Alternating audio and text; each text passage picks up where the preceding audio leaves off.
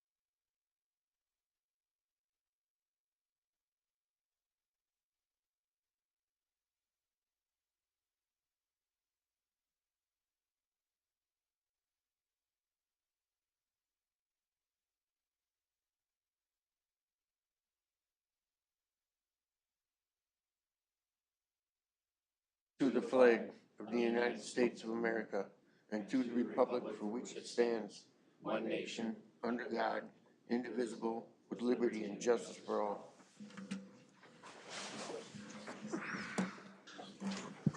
all right, first thing on the agenda is to approve the regular agenda as presented. Does anyone have any questions, any changes, or anything that you need pulled out of the agenda? I'll make a motion to approve the regular agenda. Okay. I will second that. I got a motion by Maggie Bass, seconded by Chuck Nicolai. If there's no other comments, questions, all in favor say aye. Aye. Aye. Any opposition? Okay, passes 5-0. Next on the agenda is the consent agenda. Is there any questions or any thoughts on any items in the consent agenda that you would like to address? No, I'll move it. Okay. second. Okay, I got a motion by Rick Sire, second by Bruce Wolf. If there's no other questions or comments, all in favor say aye. Aye. Any opposition? Okay, passes 5-0. Next on the agenda, we have the opportunity for the public to be heard on items not on the agenda. And the only person on the list is the Honorable Dennis Teets. Good evening, Council, Mr. Mayor. Dennis Teets, Lee Sewer County Commissioner, Lee Sewer District 1. Just to give you a couple updates, we have our truth taxation tomorrow as well. We had a preliminary levy of 5.4. After last Tuesday's meeting, we came up with some of our departments having extra money in our budget, so we agreed tentatively right now that we can get that down to 4.5 with using no reserves. We might even be less than the 4.5 depending on tomorrow, but for sure, I think we can say we're gonna be at the highest would be 4.5.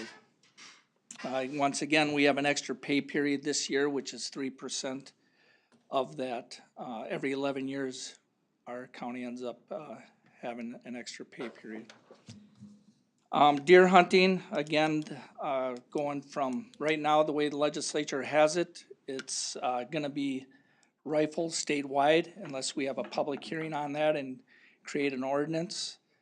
We are looking at doing a public hearing possibly in February, getting a lot of phone calls regarding this, and I think you guys are, if you're not aware of it, is if we don't do anything, we don't need a preliminary hearing, and it goes to rifles in Lee Sewer County. If we wanna create an, excuse me, if we wanna create an ordinance, we have to have this public hearing and then hear from the public, but, just because of deer hunting the way it was in November, I received a lot of phone calls, and I encourage people, one way or the other, get a hold of your commissioner, whether it's our county or Scott County, or where you own land, and voice your opinion, because I am listening to my constituents on that. And right now, I would say it's more in favor of keeping it the same, slugs around here on my behalf with my constituents. But then again, you know, my area is more the metro where, you know, you get over by Elysian and Jefferson, those people have a different take, I think. Just to keep you up to date, last Tuesday, we supported a resolution for the city of New Prague for road improvement, 10th Avenue. That's from Highway 19 to CASA 29. So that stretch, I'm sure you're familiar with. So hopefully we can get some money to make improvements to that road. I serve on the Public Safety Committee for the county. Just one thing that's starting to, we're seeing a concern is these motorized bikes in our towns. I don't know if Chief Applin, if you guys have an ordinance created. If you don't, I would highly encourage you guys to look at getting some type of ordinance. We're getting a lot of people, even adults, getting hurt on these bikes. These bikes can go 20, 25 miles an hour, and it's a real concern, and a lot of these kids are not wearing a helmet either while doing that, so. Other than that, I think I'm good. Okay. Anyone have any questions for Commissioner Teets? No, thank you. It's nice to have you come in like that. Yeah, All right. thanks. Thank you.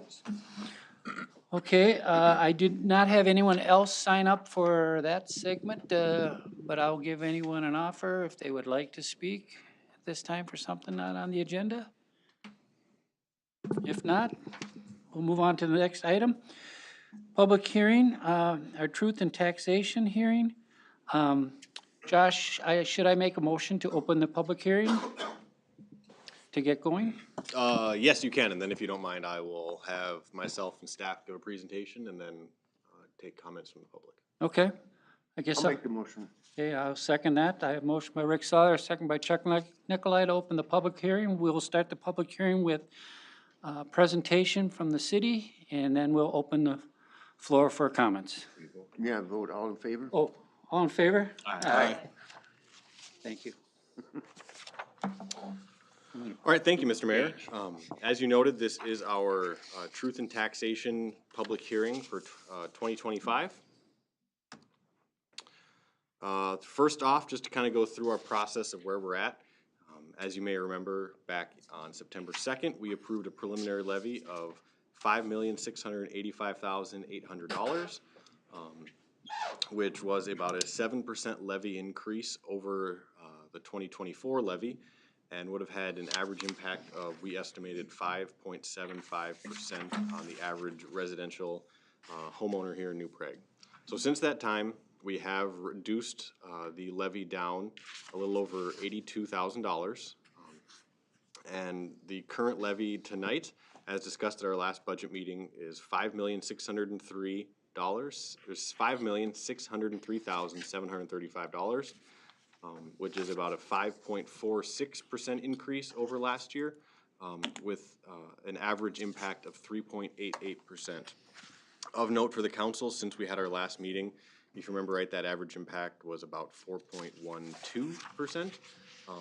Scott County did release updated net tax capacity numbers since that meeting, which is why our net tax capacity actually has increased in their numbers, which is why the average tax impact for residential properties has decreased in our estimates here. So just as a general breakout of the various funds that are affected by the tax levy, the general fund, we are proposing a $4,428,735 levy. The EDA fund is proposing a $75,000 levy. Debt service is proposing an $831,865 levy.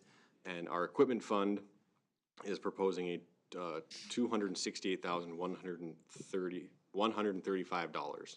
So that gets us to our total of $5,603,735.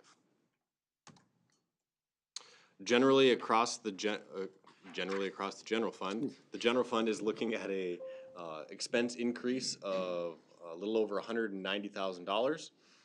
As you go through the various breakdowns of departments within the general fund, the administration is looking at a just under $30,000 increase, which can mostly be explained by the addition of long-term financial planning for the coming year. The Aquatic Center is looking at a little over $33,000, and this is the estimate that we have from the school district. Ambulance is up, but that is completely due to a change in accounting. The ambulance expenses used to be in their own fund, and now they're under the general fund, so that's why that one's increased. Building inspection we're seeing go down. City attorney up slightly. Elections is up. Elections is up mostly because in 2025 we did not have any elections the city covered, and we will have 2 of them in 2026, the state primary in August, and then the general election in November. IT is down about $25,000. Planning is down a little over $83,000, and police is up, which mostly coming from labor increases as well as utility expenses being in a new facility. And streets is down a little over $90,000. Across the other funds, debt service, as we noted, is down almost $130,000. EDA is remaining the same for expenses. Equipment facility fund is up $268,000, and the total levy then, as I noted, is up a little over $290,000. Of note, the average household taxable value across New Prague is $323,737, and at our current standing, the average increase in the city portion of property taxes for residents will be about 3.88%.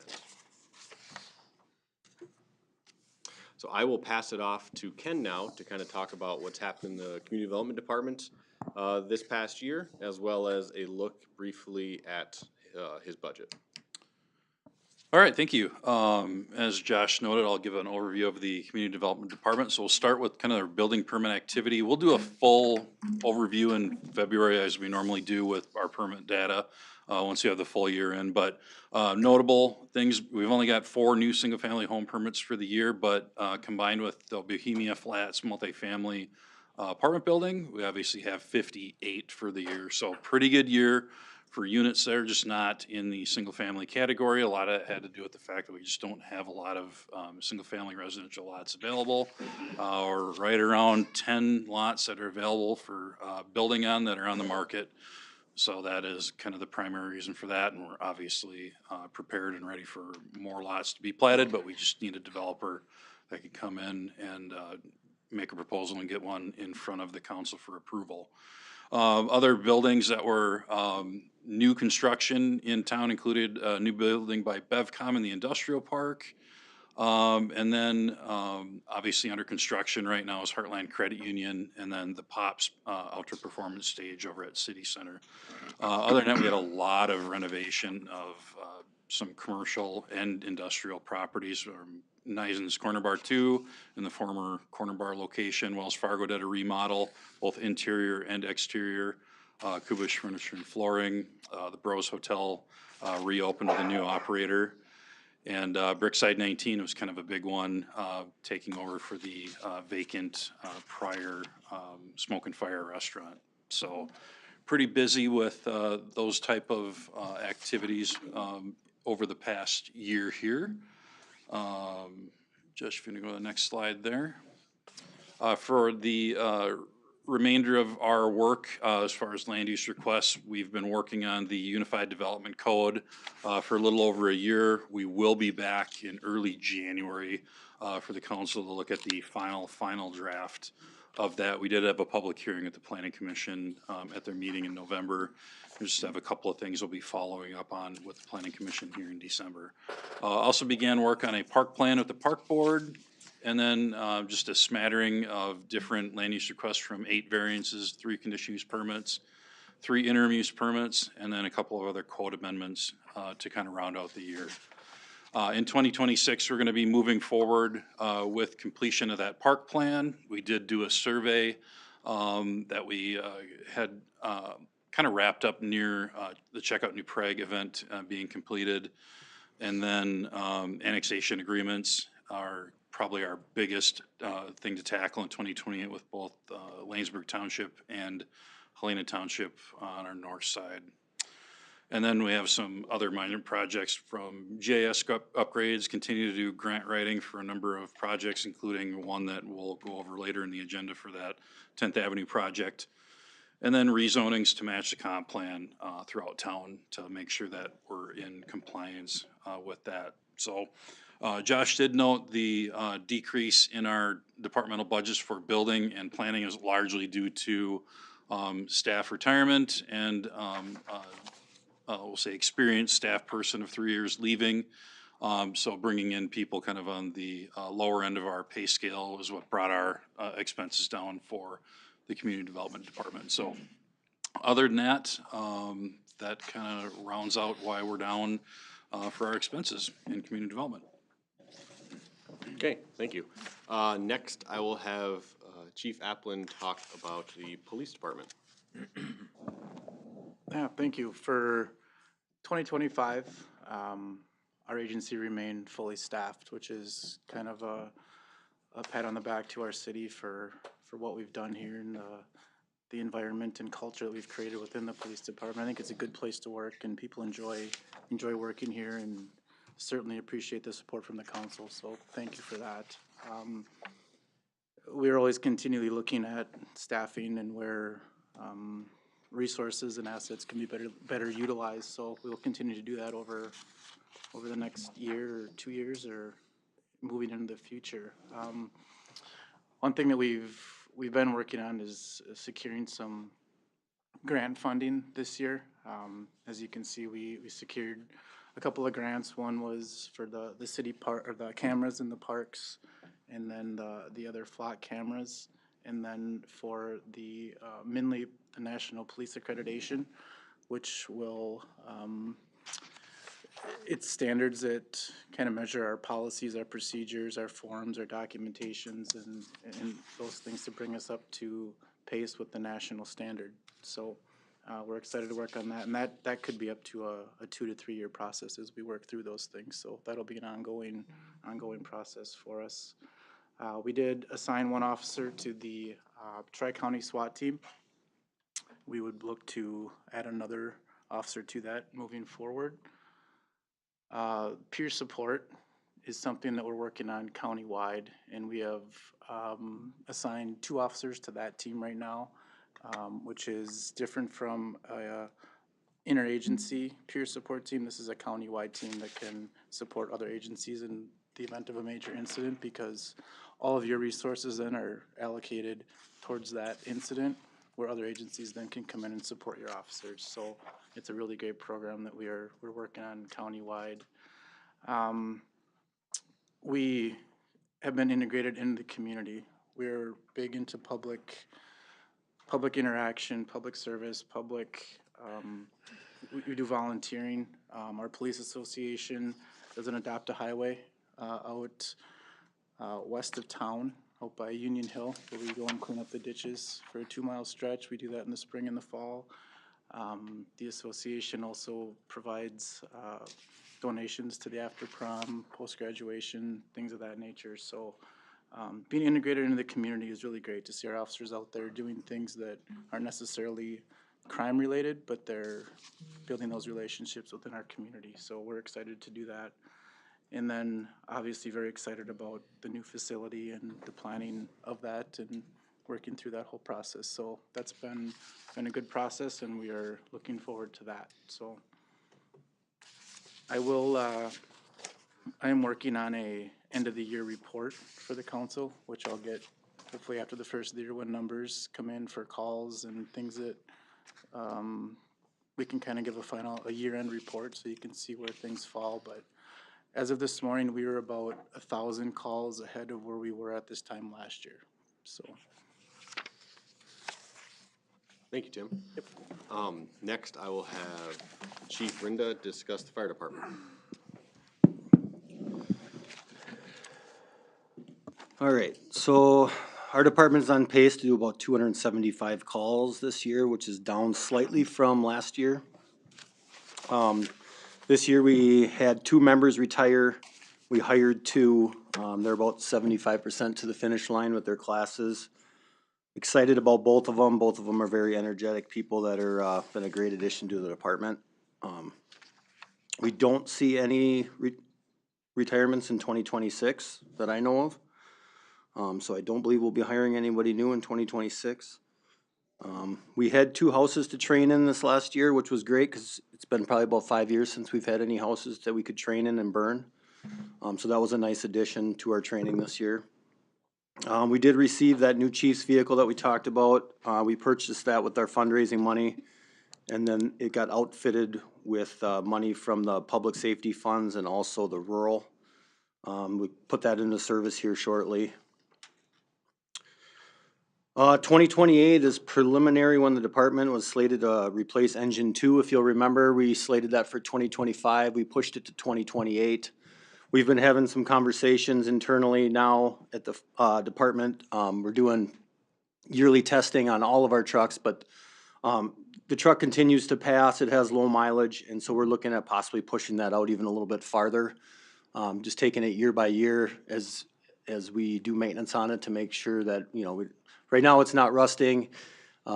It passes the pump test every year, and it's in good working condition, so looking at possibly pushing that out even a little bit further, maybe 2030, somewhere in that area. When we do decide to build one, it is an 18-month lead time currently. 2026, Scott County is getting a new CAD system, which is like their new 911 system, essentially. It was supposed to be the end of 2025. That's a joint project they're doing with Hennepin County, so looks like it's gonna be the middle of 2026. So there'll be a lot of work with us around that, and I'm sure with PD around that as well. All new software, everything else in our squads, but pushing through that. In 2025, the department had its ISO inspection. What is that? ISO inspection is, it's something that the insurance companies use to rate your department, which is what they base your fire insurance on your home. That was a big deal for us, because it's a lot of work to get to do that inspection. It's basically like a 3-year audit. They take all your reporting data, training records, everything for the last 3 years, and then you get a score. And it doesn't just stop at the fire department. The water department, they look at the water department and they give the water department a score. They look at the building inspections, fire inspections, and they give them a score. They look at the 911 center and they give them a score, and then in the end, the fire department gets a score. Why do I bring this up? Because number one, we went from a 4 to a 3, which is really good. There is no number 1s in the state. So the top department in the state is a 2 and we're a 3, which I think is exceptional for a volunteer department. And it also, the scores we got from the other departments were huge. And the big thing for us, what they rate us on is our training, how many people we get on calls. So if we get a structure fire, do you get 5 people? Do you get 10 people? Do you get 14 people? And New Prague is very fortunate because we have people that are showing up from work during the day, and we're getting a lot of bodies compared to other towns around us, and that is helping our score. Our equipment, they strip down your truck. They basically open every door in your truck to see what you're carrying for equipment. We scored well on that as well. And then, you know, we strived from our last inspection to this inspection on things that we could train better on, and I think we did a good job of doing that. We were doing a good job then, but we're doing even a better job now. So we're really thrilled with being able to go up a class, and especially being a volunteer department, paid on call department. I thought that was really a nice deal, and hats off to the other departments and hats off to the rest of the department for getting that done. So, you know, they say you're gonna save a little money in your homeowner's insurance. I don't know if you are or not, but You I would told guess us. if it went the other way, you'd probably be paying more, right? We also added an inflatable boat, with our search situation we had this summer. We found that we were missing an inflatable boat to be able to search ponds, creeks, go into these areas, ice rescues, things like that. We called Shock Me Down, they brought theirs down. And so we bought one with some of our fundraising money that we have on hand so that we have the boat now. It basically will encompass, it'll be able to cover every piece of water that we have in our area except for probably Cedar Lake. It'll be a little too small for Cedar Lake. It's a two-person inflatable that you gotta paddle. But it'll be good for ice rescues, water rescues, ponds, things like that, so we're excited about that. And then we're continuing with the replacement of our old radios. If you remember, we've been doing it for a couple of years now. Slated to do a few more this year. Currently working on some used radios that came up on an auction site. Hoping that we can get those for 20 to 40 cents on the dollar. That would save some more money. So working on that right now. No more in the next couple days. Couple notables.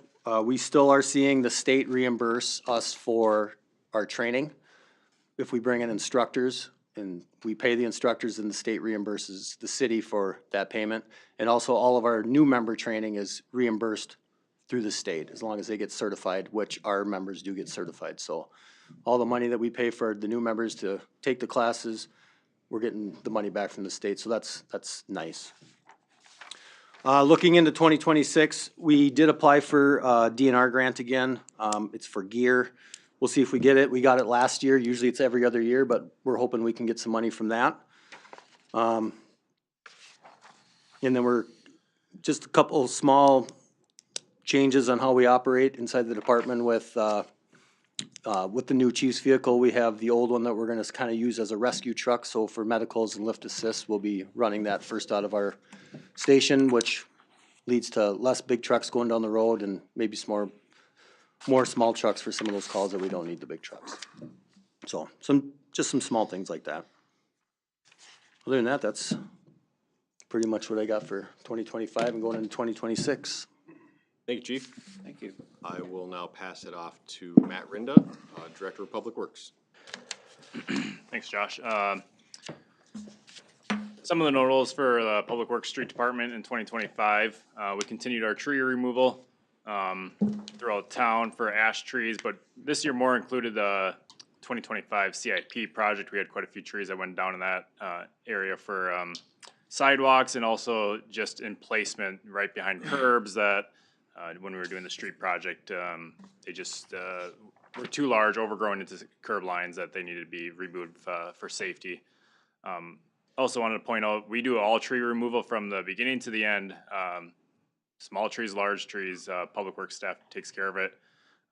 From the removal of the tree to, as you can see in the top left picture, the stump grinding, all the way to dirt and seed. Over 5 years ago, we were hiring out all the stump removal, and then even some of the tall trees we weren't able to do, and we were hiring that out. So we've been able to do a lot of that all in hand now. We've been this year we assisted the golf course with pouring a concrete bunker. This will help the golf course store their sand material. I think it is for their bunkers, and then they also have some other sand that they use for top dressing. I know the future plan at the golf course is to try to add more bunkers as needed. We also, when I took this position, I wanted to get out in the public more often, so I tried to, if I can make it work in our schedule, any opportunity I get to talk to the public, I do. So this year, our main interaction with the public was the New Prague High School put on a career day. This would be the second year we did it. I know a lot of staffs, I think fire department, police department, public works, and the utility staff participated in that. So it was nice. I think we had roughly 400 kids go through, 10th and 11th graders. We were able to talk to them on my end about public works and after high school, what they could look to improve their application, what we do, what they could look at in the future if that's the route they wanted to go. So it was a very nice meeting with them. We also met with the daycare center, which you can see on the bottom left picture. Daycare center located in town. There is roughly, we had anywhere from 2-year-olds all the way up to, I would say, 10-year-olds. We had some of the craziest questions you could ever I got asked what my favorite food was, so I wasn't expecting that, but it was a great question. I told the 2-year-old. So What was your answer? I don't want to comment. I might ruin my grandma will be upset with me, and it might not be a Czech food or something. So we're gonna move on, Chuck. So that was really nice to meet with those kids. As you can see, like I said in the bottom left picture, we kind of talked to them about what we do in the public works, and then also showed them a couple pieces of equipment. And then the other, actually, Josh Tetzloff came with me to the library where we did reading in the park. I showed off PC equipment and Josh read him a book. So it was nice just getting out in the public and interacting a little bit more. So they kind of I always like to tell them it's better off seeing a face to who you're calling sometimes. So other projects we did, we poured a large slab at Memorial Park Baseball Field, also known as the DRS Field. The picture you see, the second from the top, that would be just about a third of the slab that we were doing. So it was a large slab that we did completely in-house. All the material was paid by the baseball team in town. We did the labor, so they built a second check deck, and I'm sorry, German deck they call it. Turned out really nice, real similar to the one on the first base line. Third base line. This one's on the first base line.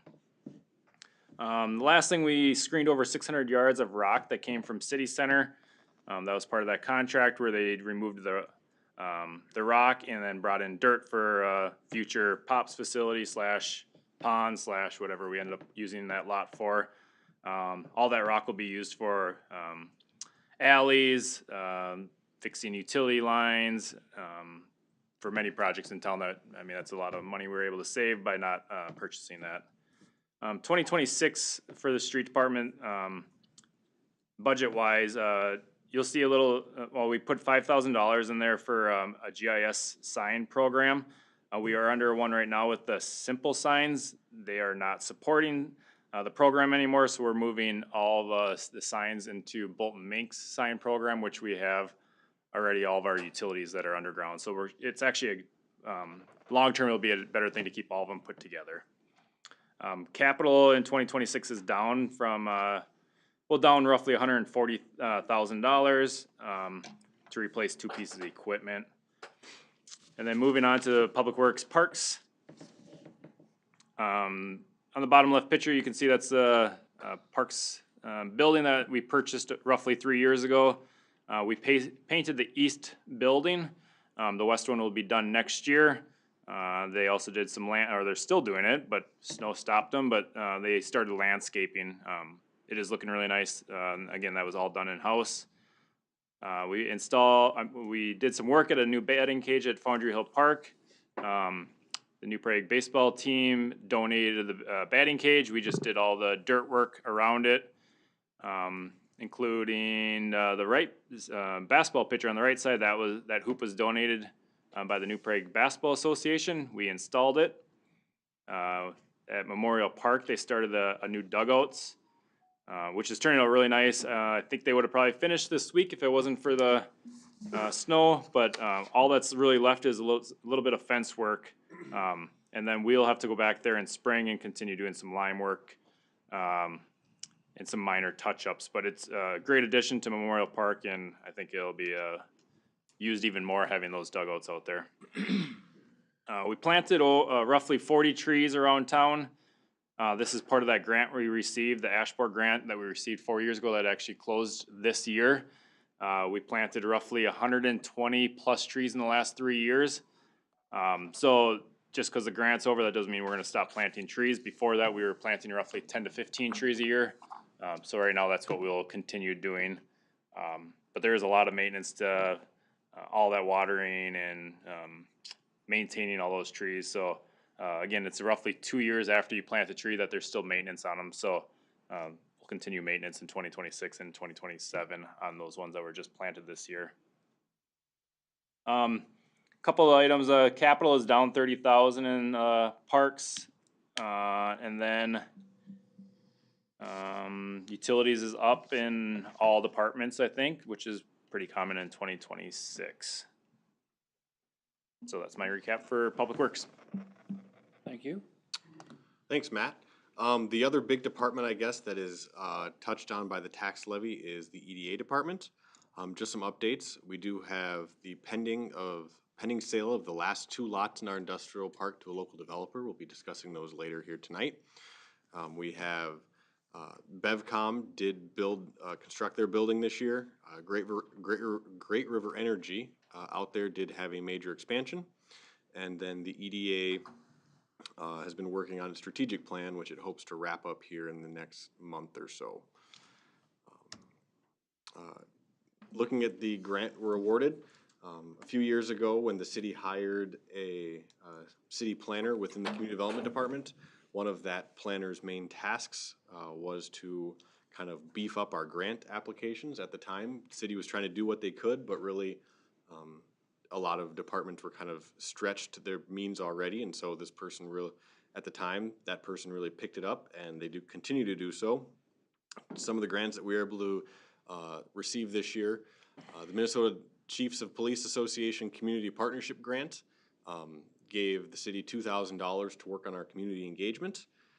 The Minnesota City Participation Program, which is a first-time home buyers assistance program, the New Prague was allotted $150,000, and we were actually able to utilize over $140,000.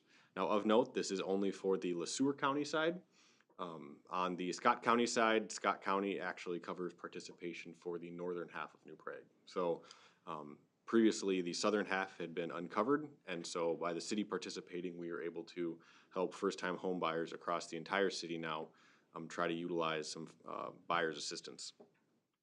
The fire department was able to get an armor grant to receive $40,000 for radios this last year.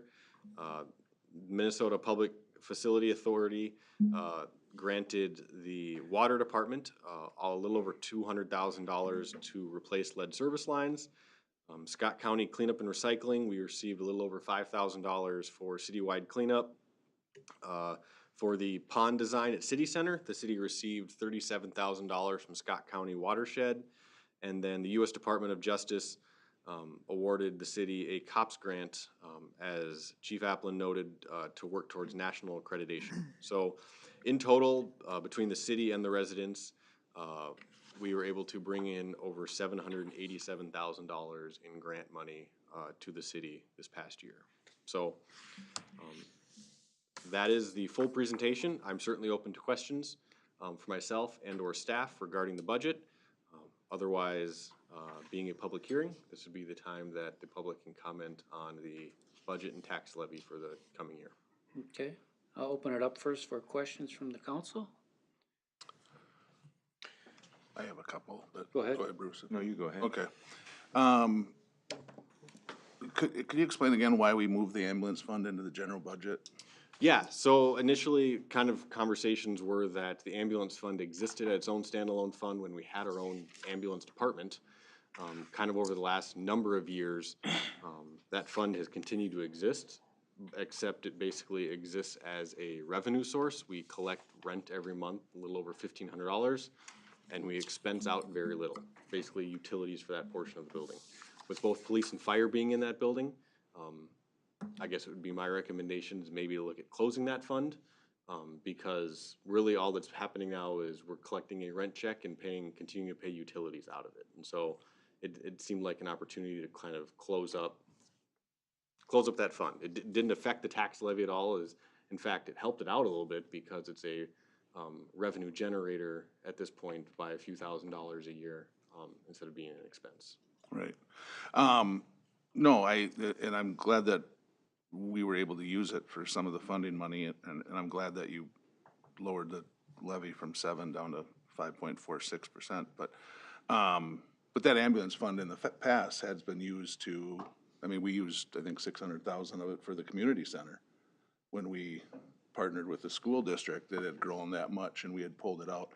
So I worry when it gets intermingled sometimes that for these special projects that come up that are big, but if we intermingle it with the general fund, that that those funds aren't there for us in the future. No, understandable. So I believe there's a little over $200,000 in that, if I remember right from our last conversation that I had with Robin. And so the funds themselves are still sitting in that fund. That fund hasn't been closed out.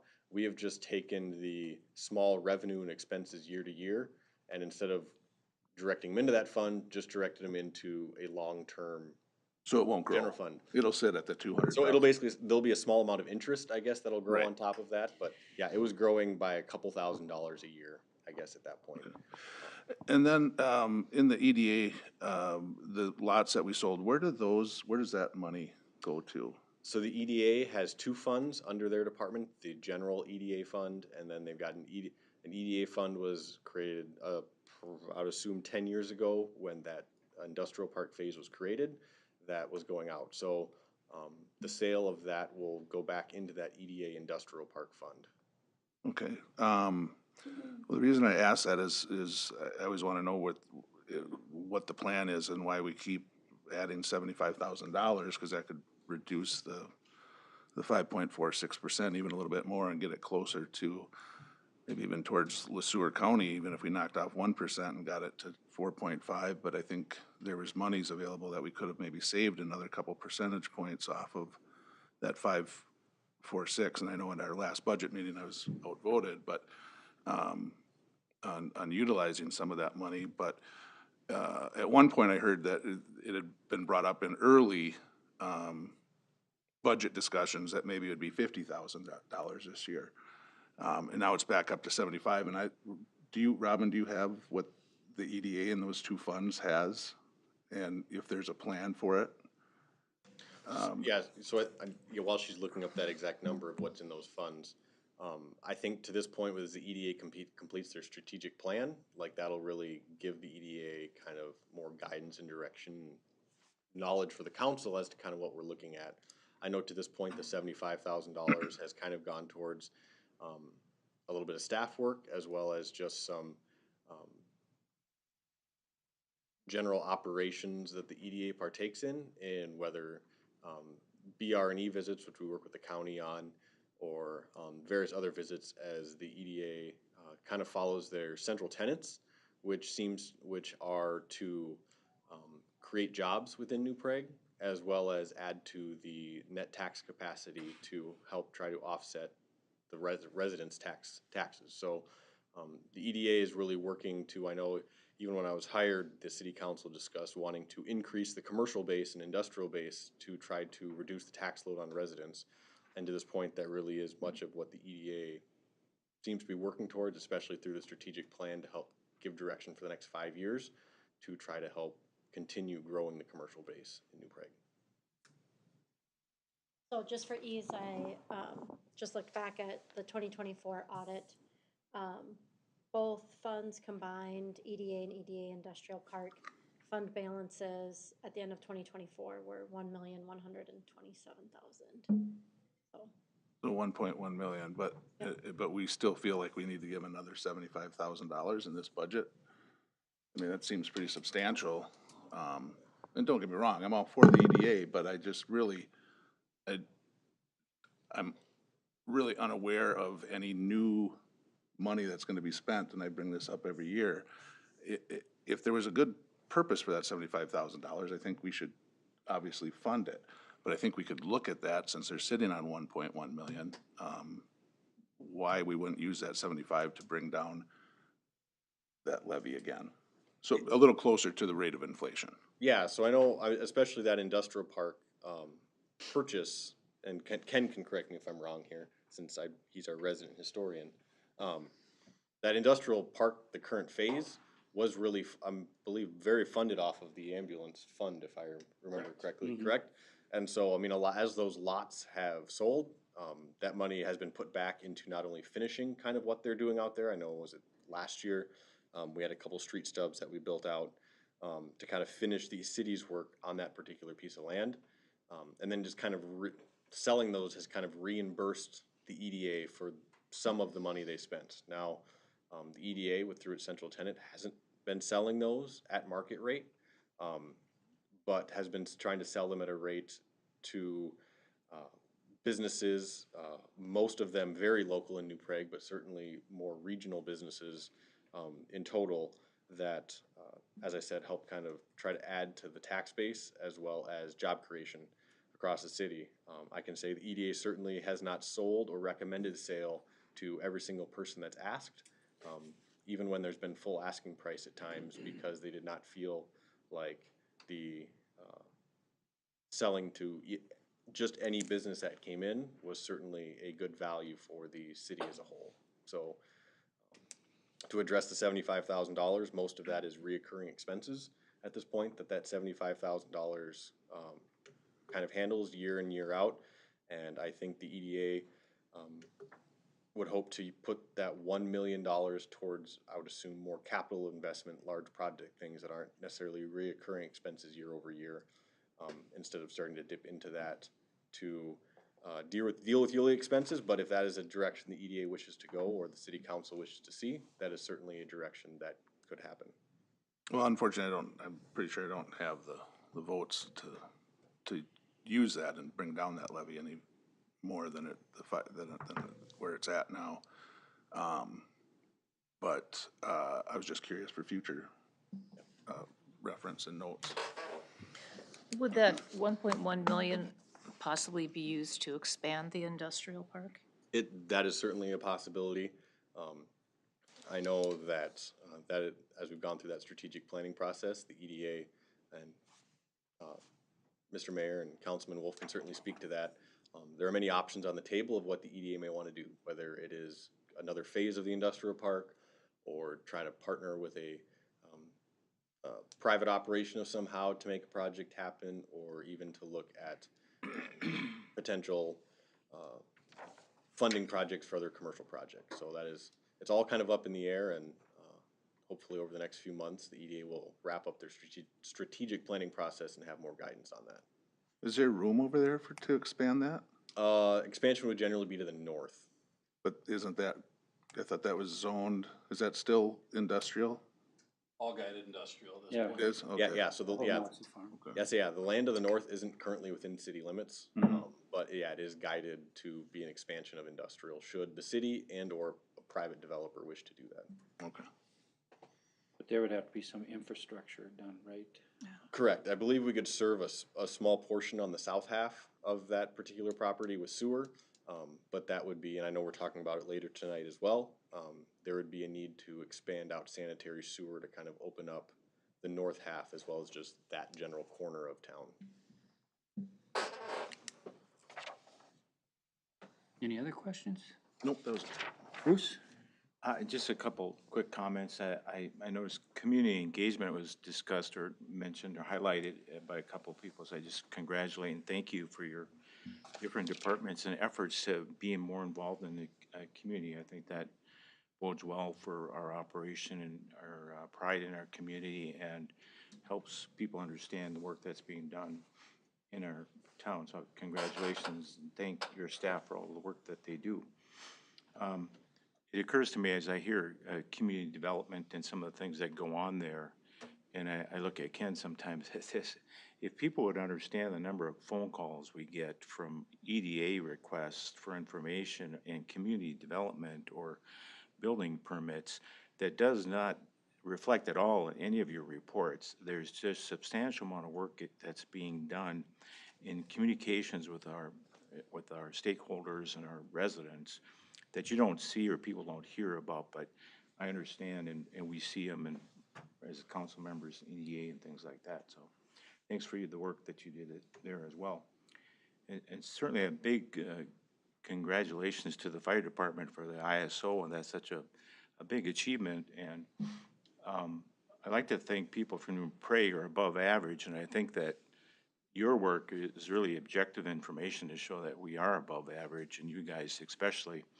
And we are very proud of the fire department and the work that they do, the volunteer efforts they do, and particularly all the fundraising and engagement that you do in the community really saves dollars for residents. So there's a lot benefits we get from the fire department than just putting out fires. And so thank you all for doing that too.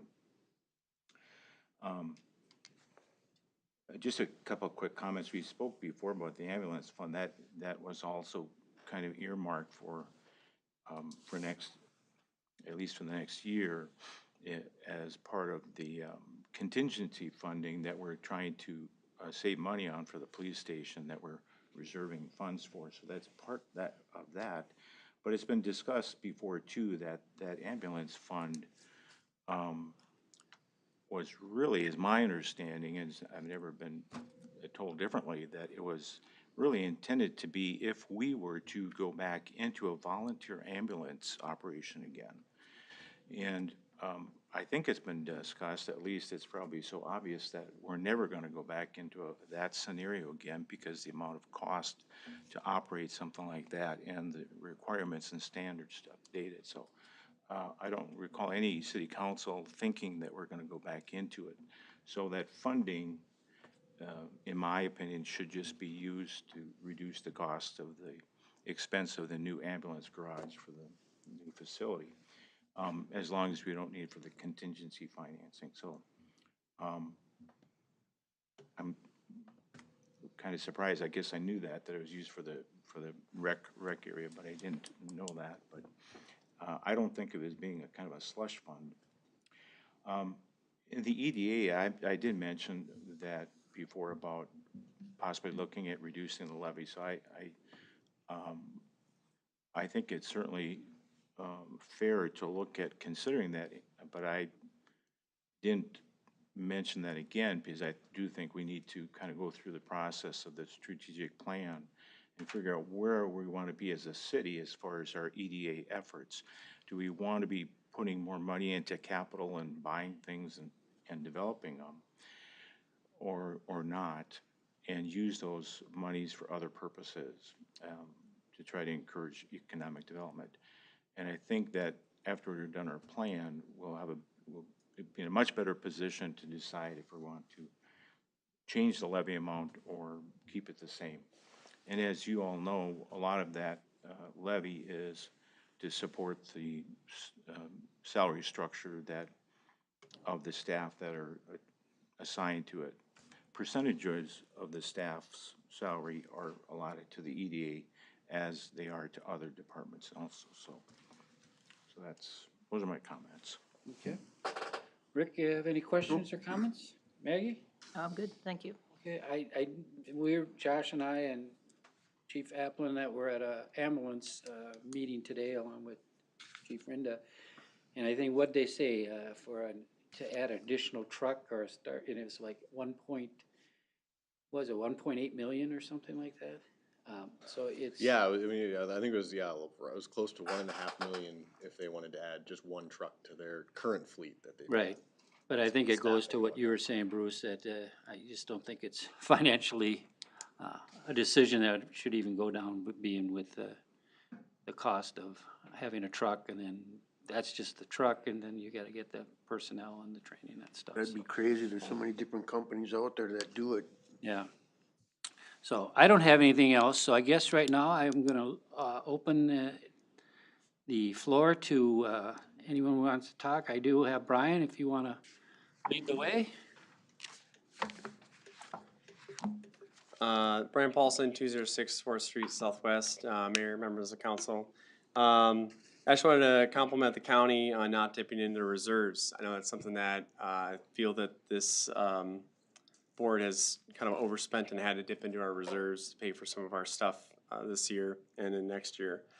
You know, the community development mentioned about there only being 10 lots and not a lot of housing development. But I personally don't think having 100 lots is going to increase that. I think it's the taxes. I think it's the requirements that the city has levied on some of that stuff. You look at the Ebert development that got the tax abatement, it almost seems as if the only way people are going to build is if they get a relief from taxes, but then they're obviously not going to be paying for the city services that they're using. You know, the last meeting mentioned that the tax rate was around, I think it was 5%, but the resident rate, which is mentioned in there and in other times that you guys seem to be happy with, was that it's 3.8% for residents. That's the increase. It's around inflation. That really doesn't matter. It's what the city's growing at. It's average, and it's the business. Business is almost double what the residential rate is. So you guys have the EDA that we're dumping $75,000 into, you know, and they're paying 7% this year. Last year, it was a 10% increase on average, which I think the business district was seeing around a 15% increase. So you guys are trying to get businesses in here by selling subsidized lots. You know, maybe it's lowering the tax rate. We don't have to be doing subsidized lots or giving tax abatements. It's just the amount of the cost to move here. You know, and now we're selling lots to developers. You know, it was mentioned at the EDA meeting, these are subsidized lots. It's the city developing these than normally developers do, business parks or housing residents, than what the city is doing. And now we're selling it to developers so they can make profit. You know, I just not sure if that kind of got through. And then it talked about the tax base, you know, growing, but our per capita taxes are going up. You know, when I lived in Shakopee, the city was exploding, the taxes went down just because it grew so much. But here, you know, it's mentioned that the tax base is growing, but yet my taxes still are going up. You know, and the tax capacity gets mentioned.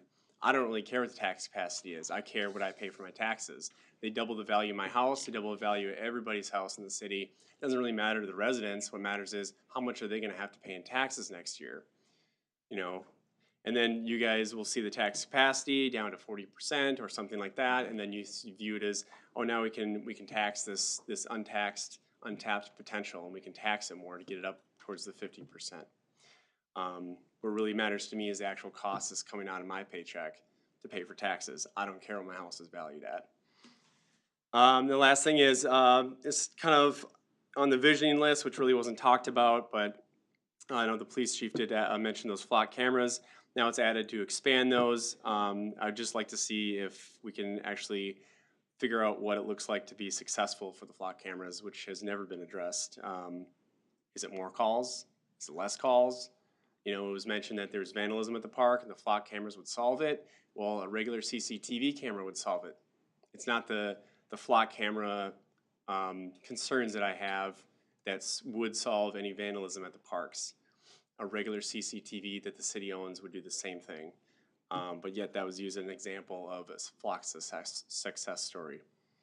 Yeah, when it really comes down to it, it's just, it's the taxes and they continue to go up.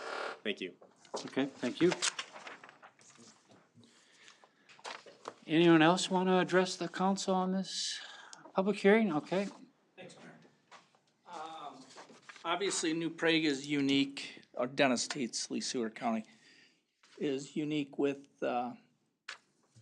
us being in Lee Sewer and Scott County. And Chief Applin, you said you got budgeted a officer for the task force? And is he gonna be hubbed in Scott County or Lee Sewer? Tri-county SWAT, Tri-county, not task force. okay, for the SWAT team. All right, I misunderstood, I just was gonna say if it was the drug task force. Is that something that might be in the mix in the future? Potentially. Yeah, I think something like that would be good for the community, just because of all the drugs that are out there, and we could go on, you just pick up a newspaper, watch the news. It's something that would be very beneficial, I think, in the future. Thank you. Any other comments in the public hearing? Okay, if not, I guess I'll make a motion to close the public hearing. Second. Second by Rick Seiler. There's no other comments from the council. All in favor, say aye. Aye. Any opposition? Okay, passes 5-0. Thank you, everyone, for their presentations, and Brian, your comments. Next on the agenda, city engineer. Oh, Mr. Mayor, before we jump in that, I'll just say of note for anyone who may be watching, no budgets were approved tonight. That will happen at our next meeting on December 15th. Yeah, okay, thank you. All right, thank you, everybody. So first item on your agenda for me is the city engineer's project update. See if there are any questions on that from me. One thing I'll note, the lead service lines, the draft IUP that was published in November does include just over $1 million for the city of New Prague for completion of lead services next year. So anticipation that makes it into the final IUP, then that will take care of the rest of the lead services. And that is a grant program too. So just thought I'd mention that. So once that comes through, we do have a contract that we got approved by the utilities to start that work on that immediately for design and the construction next year. So, if there are any questions on the project update, I'll move into the next item, which is the feasibility report for the 2026 street improvement project. Oftentimes when I've done this portion presenting the report, I bring up PowerPoint. I ended up doing it 2 meetings in a row, so today I figured I'd just kind of talk my way through it. And then when we do the actual public hearing, we'll go through that presentation. So 2026 street improvement project includes 10th Avenue Southeast from CASA 29 on the south end all the way up to First Street Southeast on the north side. This project was at one time proposed for improvement in 2024 and then got delayed as the external funding sources were reviewed. With that said, the project is now proposed for next year. There are improvements that are proposed under 3 different options. Common to all 3 options is the construction of a mini roundabout at 3rd Street Southeast. This also includes a portion of mill and overlay east of the intersection. Also common to all 3 improvements is the resurfacing of the blacktop trail, the bituminous trail on the west side of the roadway, and crosswalk improvements at 5th Street, 9th Street, and 12th Street Southeast. Those are all shown in the figures within the report, but again, those are just the common improvements. With that said, there are 3 different options that are being considered with this project.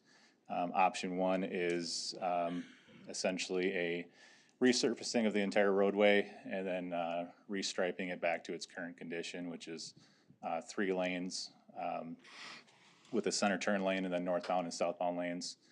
A second option being considered is the installation of a center median, vegetated median, and those would be in the areas that are part of the center turn lane that are striped or cross-hatched. So those are basically the non-drivable portions of the roadway.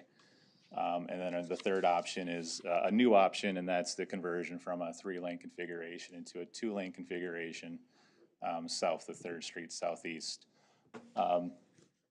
The roadway at 44 feet wide can accommodate any of those usages. As a 2-lane roadway, it would certainly be narrow in that in most cases, but for 3 lanes, it's about 14 feet down the middle with the balance on either side.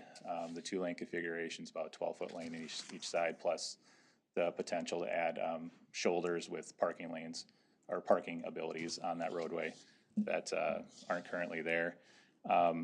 Another difference with the third option, the 2-lane configuration, is we are proposing curb bump outs at the pedestrian crossings at 5th Street, 9th Street, 12th Street. So that would reduce the crossing width from that 44 feet down to about 28 feet. That's kind of the gist of the 3 options as far as the improvements being proposed. With all 3 options, I will say the curb and gutter will predominantly get left in place, with most of the work just happening to the pavement itself and how it's kind of just finished. The curb, the center median islands would be the biggest change, I guess, if that option was to proceed.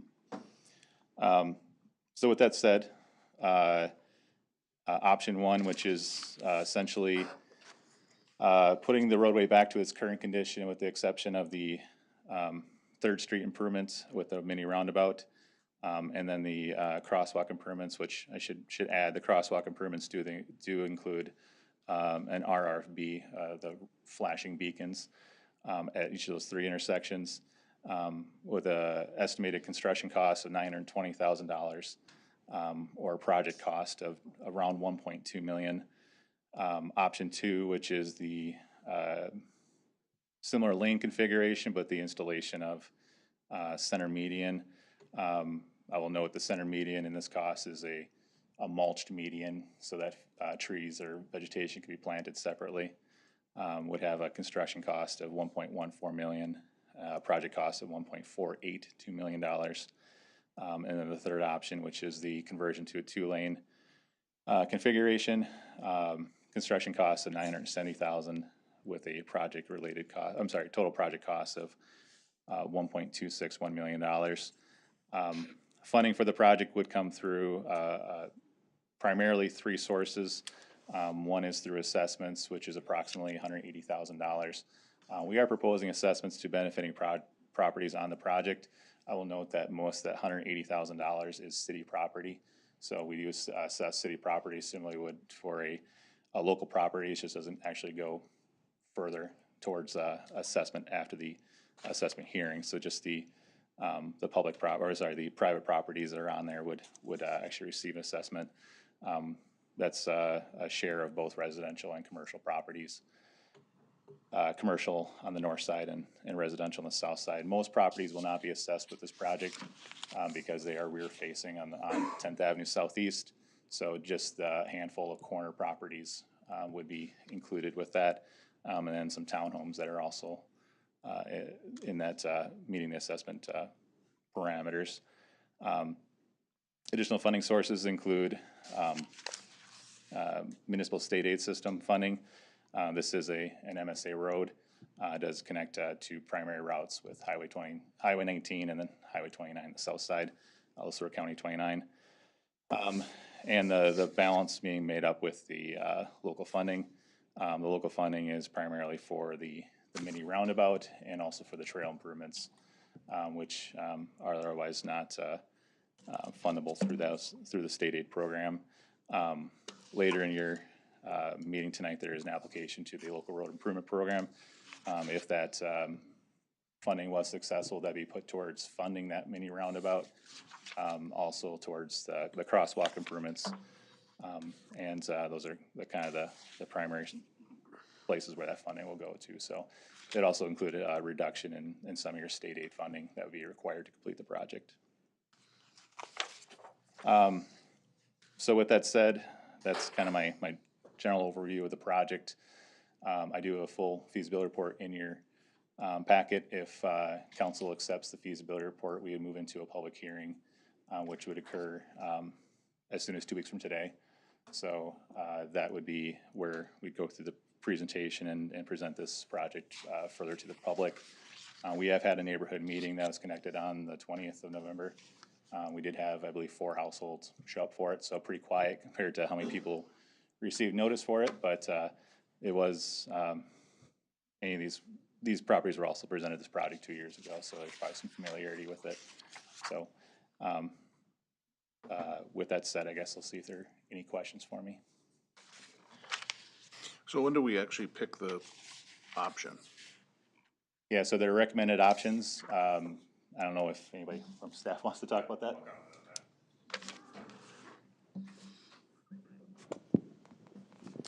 Yeah, so we went over all 3 options internally as staff, and then we also brought it up at the neighborhood meeting.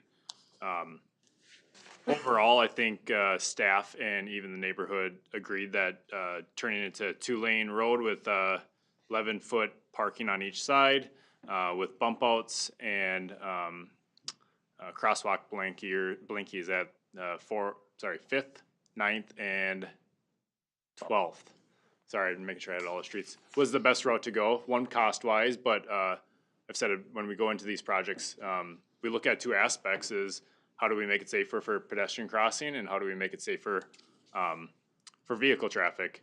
So staff and also the couple of residents that were here agree that number 1 option is not an option. Like, in our eyes, we don't feel like that does enough to address the public safety when it comes to pedestrian crossing. We're pretty much just putting their street back to the way it was, and adding some flashes is just not enough. So then it leaves it down to option 2 and 3 in our mind. So I think the medians could be a decent option. The problem I have with the medians is the maintenance part of it.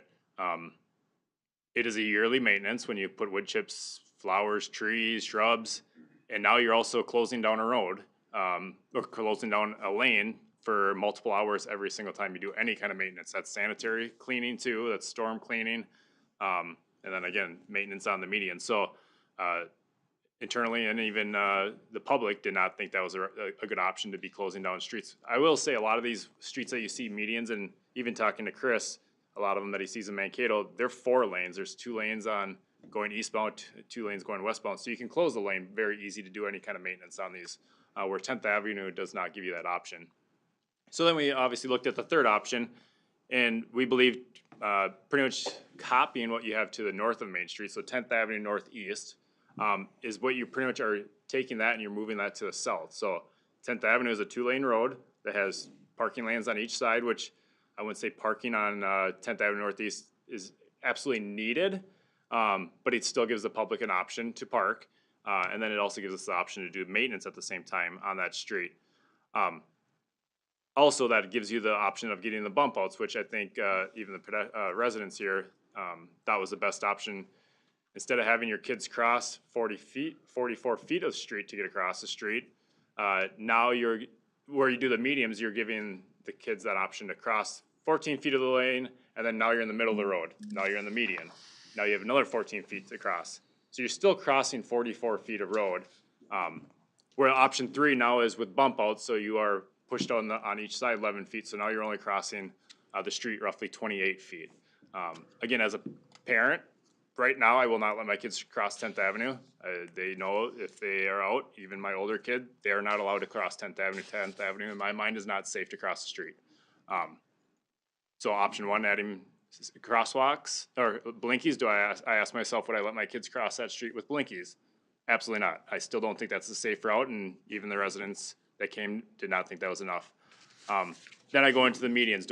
Would I allow my kids to cross in a median? I would. I just don't think it still addresses the maintenance part of things. And then I go to option 3. I think when you go to Main Street and you have these bump outs and you have these where you're out in public or out farther in the street where you can see both directions, you personally feel safer when you can see more vehicles coming because you're out past the parking lanes. You're out, I'm going to say halfway into the street, which you're not. You can visibly see more traffic coming where you know you can get across, even at a younger age. So internally, staff, residents that came to the meeting all believe that option 3 is the best route. So that's where we came up with that option. I know I rambled on for a lot there, but I will tell you 10th Avenue has been a hot topic for years and years and years, especially over the last 5 years. I bet you 10 calls a month, or 10 calls throughout the summer of how 10th Avenue is not safe for pedestrians. Traffic is too high. And again, that's also a reason why I believe shrinking the lanes, or moving the lanes right next to each other. So now you have 14 feet of traffic on each lane that are right next to each other instead of spread out where now you have a median, where now you have people, taking turns sharper because they just drive into the center lane, which is the turn lane. So I think it eliminates or helps pedestrian crossing. It also helps slowing down traffic. I guess, and I will say too, Sean, we did debate internally for quite a while. Matt knows that. I've been pushing on Matt for a while. Coming from the city planning world myself before getting into administration, we were renowned for every community I worked in for being told we overplan things and spend too much money and make things too pretty. And I will say that I still certainly prefer medians over bump outs and whatnot. I think they look nicer. I think they do the job of slowing people down very well. As we talked out these medians, I started to see that I don't know if medians would be right for here. He talked about maintenance and shutting lanes down. Like I never thought of that. Usually you do see medians though where there's 4-lane traffic. And the other one that got me is I always envisioned if we put medians down 10th, we'd put large trees or bushes, stuff that we wouldn't have to necessarily even maintain a whole lot. But knowing that in Minnesota we use a little more salt than most other states, I would just be terrified that we'd have this big stately tree grow for 15 years and then eventually it succumbs to salt and we got to chop it down and start back over again. And so I think if we were willing to spend money on elevated medians, I think that'd probably negate a lot of that, but that's basically where you're lifting that whole median up 3 feet and getting it out of the path of any incoming salt, but I know that that would certainly add cost. And I think so in this situation, I will say even though I pushed back hard and am still a fan of treed medians, I just don't know if in this particular situation, if it entirely fits. Well, I can tell you from Main Street that people are not happy with bump outs. And while it might slow a few people down, it certainly doesn't slow everybody down. And as a guy that's come out right here out of a meeting and with things going on, dance studios letting out and 105 having a private party or something and all the cars are parked there, it's hard to see. And especially coming out on the other side by Mill Pond and,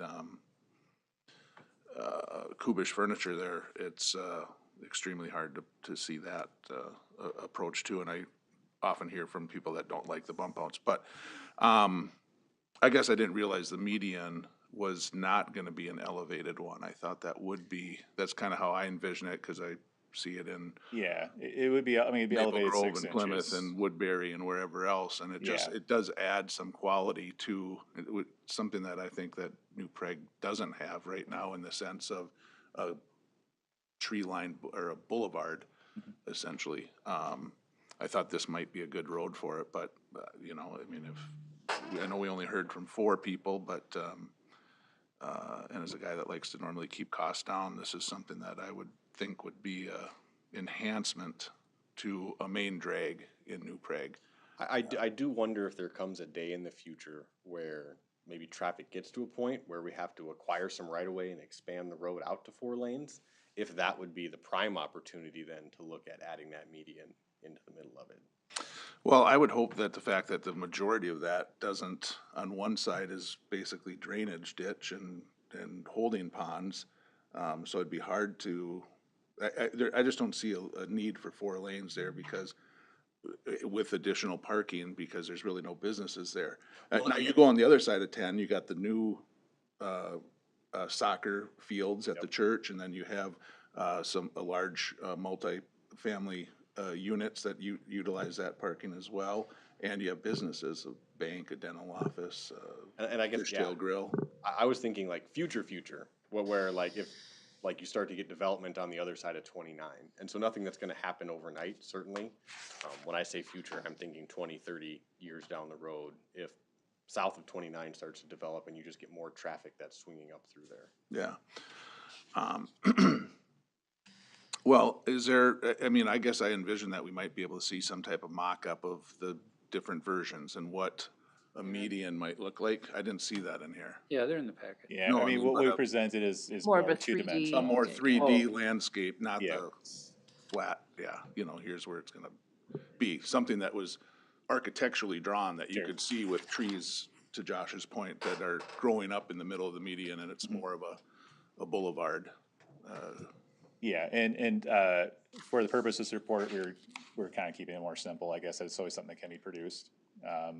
It's something I have done for another community is looking at a center median configuration. And you did do an architectural, Correct, yeah. Okay. Yeah, so that was in a What kind of cost reconstruction, is that that was a then? reconstruction situation. So you're looking at, with this project kind of evolving from a maintenance project into what else can we do to slow down traffic, enhance safety?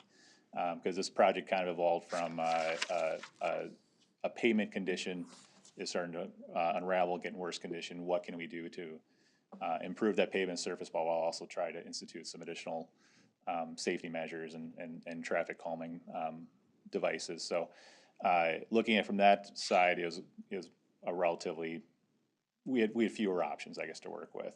If we're looking at this in a full new construction or reconstruction situation, it'd be likely a smaller center median and wider lanes on each side, so you can take care of the maintenance needs and have 2 lanes of traffic if there's a truck parked on the inside or something like that. So with just fewer options on this one right here, it was more just put forth as a 2-dimensional type of presentation. So similar to what we presented 2 years ago, I guess, which when we initially proposed, and this was mostly just an update of what we had looked at 2 years, so we weren't looking at, kind of the bigger stuff at that time.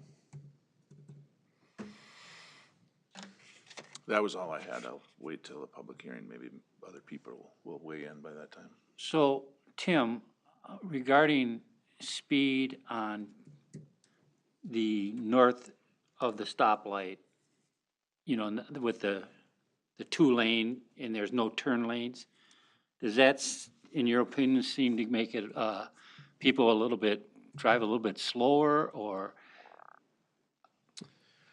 I mean, have you seen that, or, I mean, or is it just, I know we've done some, it depends on the season. In the summer with the soccer fields and things up there now, so that area can get a little congested at times too now with the parking and things up there. But I think with that curve right there, it tends to slow people down a little bit, whereas 10th Avenue is almost more of a straight shot, there's 2 straight shots with the 1 curve. Mhm. So that anytime you get a straight road, that intends to increase speeds because nobody has to turn or do anything. So I guess to answer your question, north of the light, have we seen a major problem with speed there? No. Okay. I know what slows me down on that road is the flashing speedometer that tells you if you're going 37 and a 35, you know? So I don't know what those signs cost, but I mean, if we ran into a problem, maybe there was something we could put, another one we Oh, could you put mean, up. yeah. Yeah. Yeah, I mean, that could be consideration, either temporary or permanent measures, yeah. Those, we didn't look into it specifically, and I couldn't tell you the cost right offhand, but the RRFB installations, the ones we are proposing right now is slightly different than have been installed previously. So what we were looking at, especially with 3 of them, is a solar wireless installation, still with push button actuation. So you still push the button to go across, but would not have all the wiring and other stuff involved. But those are estimated about $35,000 a piece. So what you're referring to is certainly be less than that, but just to give you an idea of what those will cost for the RFP installations. We're requesting a little bit more than that in the grant application, because we're also including the cost of the crosswalks, the pedestrian, the sidewalk portion, and those kinds of things. Any other questions? So then, as a council, do we have to request that public hearing be published? Well, we have to do the Yes, it'll be part of the resolution. Okay. That would be approved. letter B. But Bruce, you comment? Just a quick question. The mini roundabout, is that in all the options? It is, yeah. Mini roundabout is kind of the baseline of staff recommendations, and we have looked at that as kind of, the minimum, I guess, for trying to reduce speeds and hopefully do a little bit of traffic calming. So if you do have the first 3 blocks of the roadway, about a quarter of the roadway would have that traffic device that would help slow down traffic. So that's the hope, and it also kind of separates the residential and commercial areas. So it does provide a little bit of a visual separation between those areas. And I remember we first started talking about that there in the first place, just because when the Main Street project was going on, it was almost impossible, and I'm sure Sean experienced it too, turning left off of 3rd there. Just, with all that traffic coming and the speed as they kind of come around that slight turn, that mini roundabout would help people navigate off of 3rd Street right there. The mini roundabout to be fundable through MnDOT requires a city or a traffic study, but there's other reasons why not to look for MnDOT money for that? Yeah, so if you use so there's a couple, well, the main reason is if you do decide to use state aid funding towards it, you do have to complete either a roundabout justification report or a full intersection control study. It's about $20,000 to $25,000 cost to complete that. Traffic counts all evolving into a study of a report. The conversation I've had with staff is that $20,000 to $25,000 comes out, would come out of the state aid funding. You'd be able to use your state aid funding towards the road improvements. But just as much as you can use it there, you could also use that money towards future state aid projects. So it's kind of just a reallocation of when you use your general fund versus your state aid funding. So the money doesn't go away. You'd eventually be using that state aid funding towards a future project. So the only way you can use that funding, though, it would be required to complete those reports. So what's it cost to do a mini roundabout? About $140,000 is the cost we have in this project for the construction of the mini roundabout on its own. So that money would come out of the general fund then? Yeah, essentially it'd be coming off of, well, we do also have the assessments, which could be used towards it, but yeah, I mean, it'd be generally coming out of your general fund then. I'm not advocating one way or the other, but just if we did the $25,000 studies, a slam dunk, we could use the other funds to do that. Then it's fundable, yeah. So there's a trade-off there. Sure. That we could use it. And just so I understand what the decision that we need to make on it is. Then you mentioned 4 people attended. Out of how many people? I want to say we probably sent 80 to 100 letters. I don't have the exact number. It's a pretty long list. A lot of people are near the project, or if they're in the townhome type areas, if their access comes off, it might be 3 people directly on the project, but we mailed out everybody in the smaller development. So, it is a pretty long list, so. So when we talk about the public made comments, are you referring to the 4 people that supported, 8 people, 5 residents. supported one plan versus the other? Okay, so okay. And, I mean, I've also talked to many residents on the phone, that could not attend the meeting. So I'm just taking overall, giving them the feedback of, what the options were. And I will tell you, every person said they did not want to see medians, and they didn't feel like option 1 did anything to address the pedestrian, concerns. And they all thought the Yeah. third option was the best option. Yeah, that's the difficulty we get all the time is you hear from 8 people out of 100. Is that a representative of the 100, or is that very engaged people that are doing it? No, you're 100%, but I can only give you the But I information get, I do get what you're saying. But I will tell you, I agree with Sean. I'm sure there's plenty of people that do not like the bump outs on Main Street. Consensus of people I've talked to absolutely love the bump outs on Main Street. So just complete opposite end of, they absolutely love that they're out there where they can actually see people. So there is both ways is all I'm getting at. But in their defense, and I hear the same complaints, they don't like the bump outs because of parking and turning,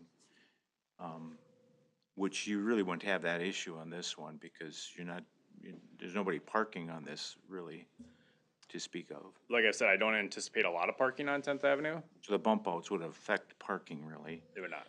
In the turn lanes, you don't have a lot of turns going on it. There's only 4, 5, 6. When it comes to the bump outs, I'm sorry, Yeah. Yeah, it would be that 5th, 9th.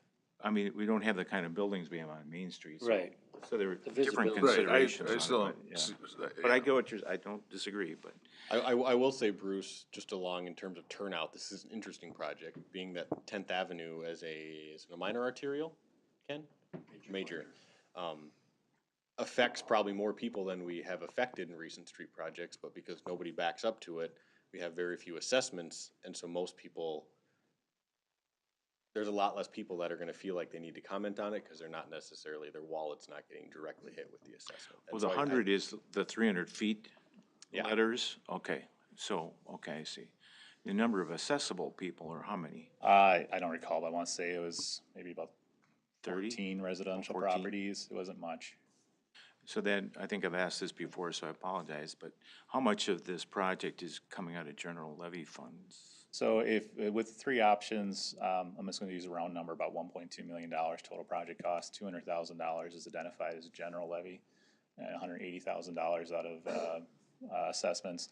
Now, I will say, because the assessments are largely on city properties, the city properties would likely go to the general fund, so you're not gonna assess yourself $150,000.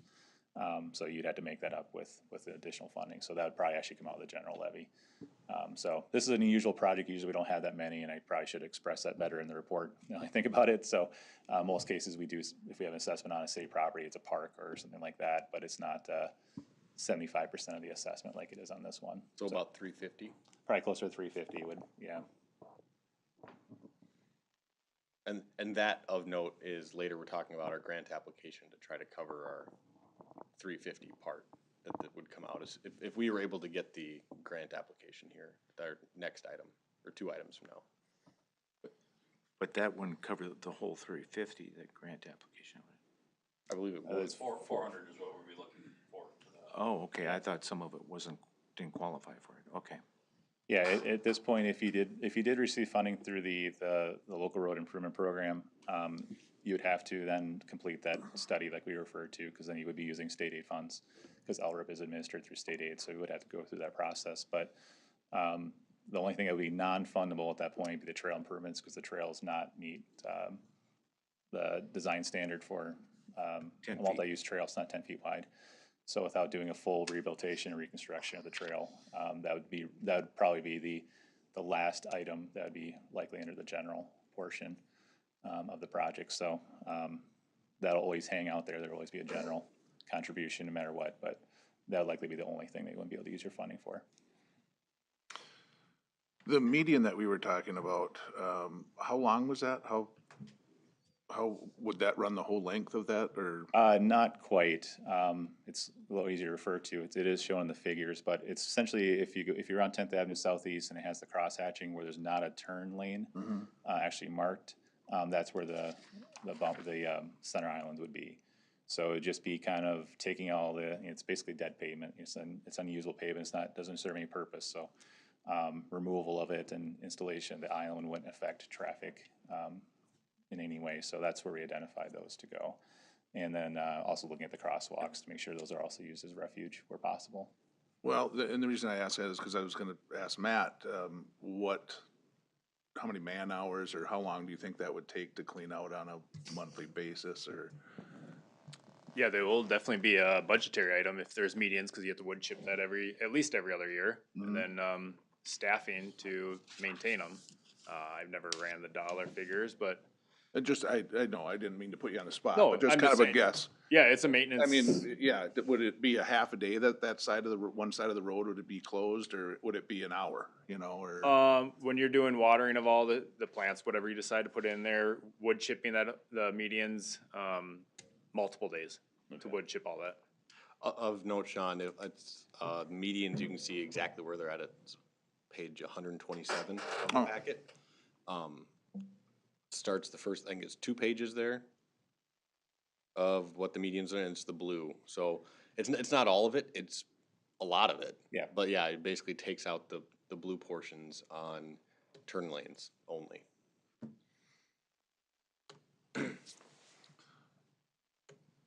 Yeah, I'm having trouble loading those pictures. That's why I didn't, and it skips. And I was trying to get through some of them. It jumps through out of there, but, okay.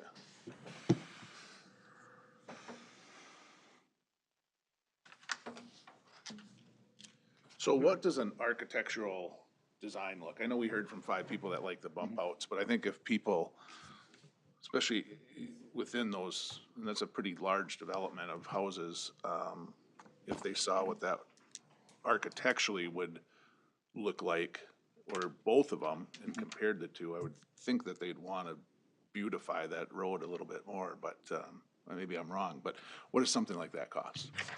I want to say. I mean, what other city? You just said you just did one for a city. No, yeah, I'm sorry, we did one in New Ulm, and so it's for a five block segment, where we were looking at reconstruction of a 60-foot wide road and narrowing, so a little bit different situation, but I believe it's about $5,000 type of range if you're looking for a general idea. It can kind of depend on what level you do it. When we did, we did Main Street, we did a 3-dimensional fly-through of the project, which is maybe a little more extensive than what you're looking for, but there are some tools that can kind of do a little more simple models of basically integrating Google Earth into what you're working with and trying to do some sort of a model with that. So that's probably a rough range, but I would probably say it's around $5,000 to do the pretty stuff, I guess, if we'll put it that way. Well, I'm just wondering, moving forward, if we shouldn't look at doing that if it's a $1.1 million project. $5,000 isn't a whole lot to let people visualize, especially if they're being assessed for it, and have to stare at it out their back door or front door every day. So, Would they be assessed for that part of it, though? No, the assessment the would just be medians. kind of part of our general assessment schedule. So it'd kind of be like sidewalks, like whether we put Right. them in or not, it's gonna So affect the the assessment. property owners wouldn't be assessed for the median. But I think what he's saying is, yeah, spending the 1.1, it's worth looking at, right, Sean? I'm just saying that $5,000 to have an architectural design on some big project like this is, $1 million project, might help other than just kind of the flat, this is where a median would go, because what was in my mind was already an elevated one, because I see them in other cities all over the metro area, but and they seem to be elevated, but all of a sudden come to find that you weren't even talking about an elevated one, you were talking about. Yeah, and I do need to be, I'm gonna, maybe cautious is the wrong word here, but the cost estimates we provided is the installation of a barrier curb on the inside, and then mulching on the inside of the curb. If you get it to the point of adding essentially a structural element with a taller retainment, the cost will be quite a bit higher than I've presented. So if it gets to that level, even just looking at Main Street, when we had some structural curb on that, they're $120 a foot. or whatever pricing that was, is quite a bit higher, for each side. So, Right. so if it was to look at, something, to that higher level, it'd certainly adjust costs and would have to be kind of rerun as far as what that would be. Or it'd be looking at certain areas where it's not the same throughout, so you don't have a common development the whole way through. Now, one thing that we had to present the 3-lane configuration with the islands as wherever there's, that dead space or unused space. You could also look at something that's in between where you don't run the median the whole length, or just look at intersections, or something that's a little bit more of a, I guess, a compromise or something in between to kind of save on costs. So there's always somewhere in between. So if one's 1.2, that one's 1.4, there's probably a $1.3 million option that would hit some of those areas and accomplish some of those goals as well. This road does get 4,000 vehicles per day, so that was kind of one of the main concerns as far as maintenance, is if you do shut down a road that gets 4,000 vehicles per day, you are shut down a lane of direction each time you do that for potentially a good amount of time. So, with that said, I guess, yeah, there could always be somewhere in between, like I mentioned. Option 1 and option 2 could be a 1.5 in there somewhere. Well, I'm prepared to move it for the public hearing, and maybe we'll hear from more people, and maybe I'm wrong with wanting a little beautification on a major road here, but, which I'll is get some fine. costs put together too, Sean, because I think you'll be shocked on how much, I mean, when it comes to Main Street, how much we beautifies Main Street. We've had to add added staff just due to that Main Street project. So, I mean, I'm totally fine whatever route the council wants to go, but there are budgetary items in the future that will, I mean, like he said, Sure. this is only wood chipped medians. That's not plantings yet. So there's even more of a cost to the plantings of that median. So I just want to make sure everything's out there. So when I bring a budgetary item in the future to maintain these, it's like, whoa, I didn't know that. Oh no, there's gonna be cost to this. No, So I'll try to put some rough numbers so you can see what that's gonna look like too, just before we make that decision. Okay. I'll make resolution, 25-12-01-02 for approval. Okay. Second. I've got a motion by Rick Seiler, second by Bruce Wolf, on approval of resolution 25-12-01-02. Any other comments, questions? I just want to clarify, when is the public meeting? Yeah, and so that's probably worth mentioning here. So if there's a desire to do something above what I have in the report, 2 weeks from today is when we have the public hearing in that resolution. So. And then that's gonna be approved at that point, So right at that after, point, or you'd be would that? accepting the feasibility report, and then you usually order the project. Now, we order the project, you could say we want to proceed with option 1, 2, or 3, or you can say we're just ordering the project with the option to be determined. So with this project specifically, as more of a maintenance type of project, we aren't looking for a bid opening in February like we normally are for a big project. Okay. So this is more getting into, we're gonna start construction in mid-June and be done by the end of the summer type of deal. With that said, public hearing could still occur as scheduled, but if you are wanting anything above what we have in this report, there wouldn't be enough time to put that together before Tuesday next week, I guess. Right, but it would allow the council to hear from Correct. people Yeah. during that on which option they might prefer. I mean, we've heard from 4 already, but, you know, they might not be visualizing things the way that some other people were then on the project. Correct, so. yes. We would still have time then to decide. We wouldn't have to decide that night. I would hope too, if we get 4,000 people driving, is that the weekly count? That's an average, Daily count. traffic, daily. yeah. Yeah, we hopefully get a little more feedback at the public hearing from some people that you drive it. Okay, any other questions, concerns? So if not, all in favor of the motion, say aye. Aye. Any opposition? Okay, passes 5-0. Thanks, Chris. Thanks, everybody. Thank you, Chris. I've got a question real quick, Josh, before we move on.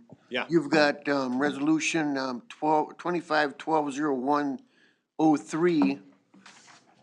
And it is you've got 1203 amended official city schedule on one list here, and then you've got another one down here. Don't worry.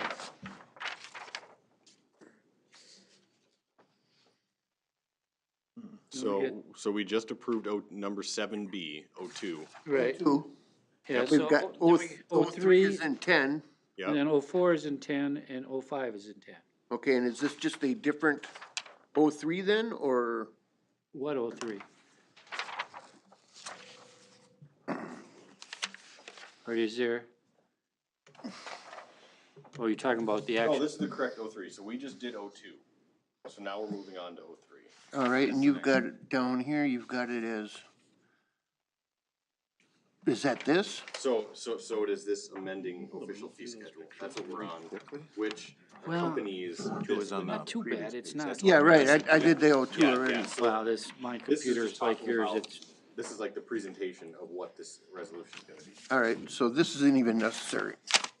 It is, we will need to, this will be the approval, but you're. no, mine doesn't do that. All right, Picture to that, another half. Okay, item 8, ordinance for introduction, we have none. Item 9, ordinances for adoption, none. So we're at line 10, item 10, resolutions. So I have a little room. who's gonna take the amending official city fee schedule? Are you taking that? Kennel. Well, actually, we have John Peterson from Bolton and Mike here. Oh, okay. Give a presentation. I'll put up your PowerPoint. okay.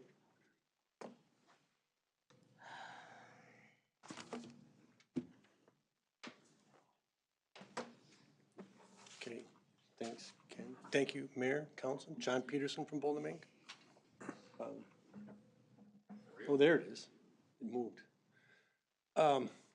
What we really did was a cost of service on this, on the trunk system and on a connection charge. And maybe pop to the next one, Ken. And what we looked at is with, you were talking about development and things like that. There's gonna be trunk sewer service required that was covered in a feasibility report we put together in '24. But you're not, at this point, I believe, really collecting funds about how to fund that collection system improvements. And so that's what the trunk system is aimed at addressing. The sewer connection charge is, you already have a connection charge now. And what it really did is we go back to evaluate whether that was covering your cost of treatment right now for new users, new connections, right? Not the development, people actually connect to and start sending wastewater down to the plant, and so they become users of the plant. And so that's what that sewer connection charge. And so what we really were doing is trying to evaluate what your cost is in those, so then you can start to make decisions about how to collect those fees, okay? In the trunk charge system for the trunk sewer, right? We used the '24 sanitary sewer feasibility study. They identified 6 different areas that you were looking at how to serve.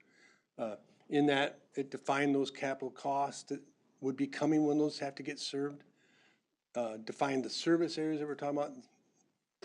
And then we take that information, we allocate it out across to those developments. So I think the next one, this is straight out of that feasibility study. You saw that a year and a half ago or whenever. And we just want to give you a visual. So there were 6 areas that are outside the existing collection system boundaries inside the city that you're looking to develop. And that's where we develop these costs, okay? So that the total capital to serve all 6 of those areas was almost 37 million. That includes some contingency because we didn't know exactly when it's coming, and maybe there's some details that get lost along the way, from a 10,000 feet picture to where they actually go to put it in. We include a little money to cover any issues that are taken in the existing system. We didn't identify any particular problems, but there may be issues with what they develop for fixing a lift station that needed to be upgraded or something like that. Those are just there to kind of help you build some cushion into that process, right? 4,615 acres in those 6 areas, okay? When you divide that out, right, you get a cost of just over $8,000 an acre that you develop to provide trunk sewer to all those areas. It ranges by area from about $6,000 an acre to maybe $16,000 an acre in those 6 areas, but we kind of lumped it for this purpose. We pulled that all together and put it in one to kind of a more holistic view of how to fund the whole thing. We then allocated 25% of that to other ways of financing other than getting it from development costs, right? And that was just a way of saying, well, you're gonna have to fund some of that along the way. You're not gonna get all those development costs given to you up front. You're gonna have to come up with some other way to do that financing. That's a financing question, not a cost of service, right? That got us down to a net recommended trunk charge of just over 6,000 an acre, okay? I did a little looking around. There's a wide variation in cities about how they fund trunk sewers, right? The best example I found was actually up in Shakopee, where they were charging $3,300 an acre for trunk, and then they had lateral charges. They did vary that by the service area, but it ranged from $250 an acre to over 6,000. So that would get you up to about $9,000 an acre for some of those areas to develop. So that was in the ballpark. Other places don't do any of that. They somehow extract it through development agreements and things like that. I don't actually know how they get the money out of them, but they have to find a way to fund all those trunk sewers, right? I'd say this, as you get further away from the metro, there's a lot less likelihood they're charging developers this kind of trunk. They're still getting that somewhere, but they don't have a very well developed trunk charge system. Okay. So that's what we came up with on the trunk sewer charge. And again, it just gets you a starting point for how you start to build a fund that you work out with your finance people on how that all works. But that's what your cost is in developing that system. So when you see development coming, it's not coming, there's work to do, right? And somebody's got to help start getting that paid for. That's what this is aimed at doing. In the sewer connection charge, that's more focused on the treatment facility that, we upgraded. That upgraded back in 2011, so it's longer ago than you think. Your total cost then was 32 million capital. That's what got paid up front. Remember, 1.4 of that got paid by the Cedar Lake area water and sewer through that whole process we went through to get their cost allocated to them. And most I put that in there so that everybody knows that got we got that taken care of. So that gave you a net investment, but you're also financing that out to the year 2038. So your total debt service on that facility is over 50 million by the time you're done, which is getting paid now more than likely through your rate system, as I recall. We haven't looked at that yet, but that was next on the docket to go look at rate.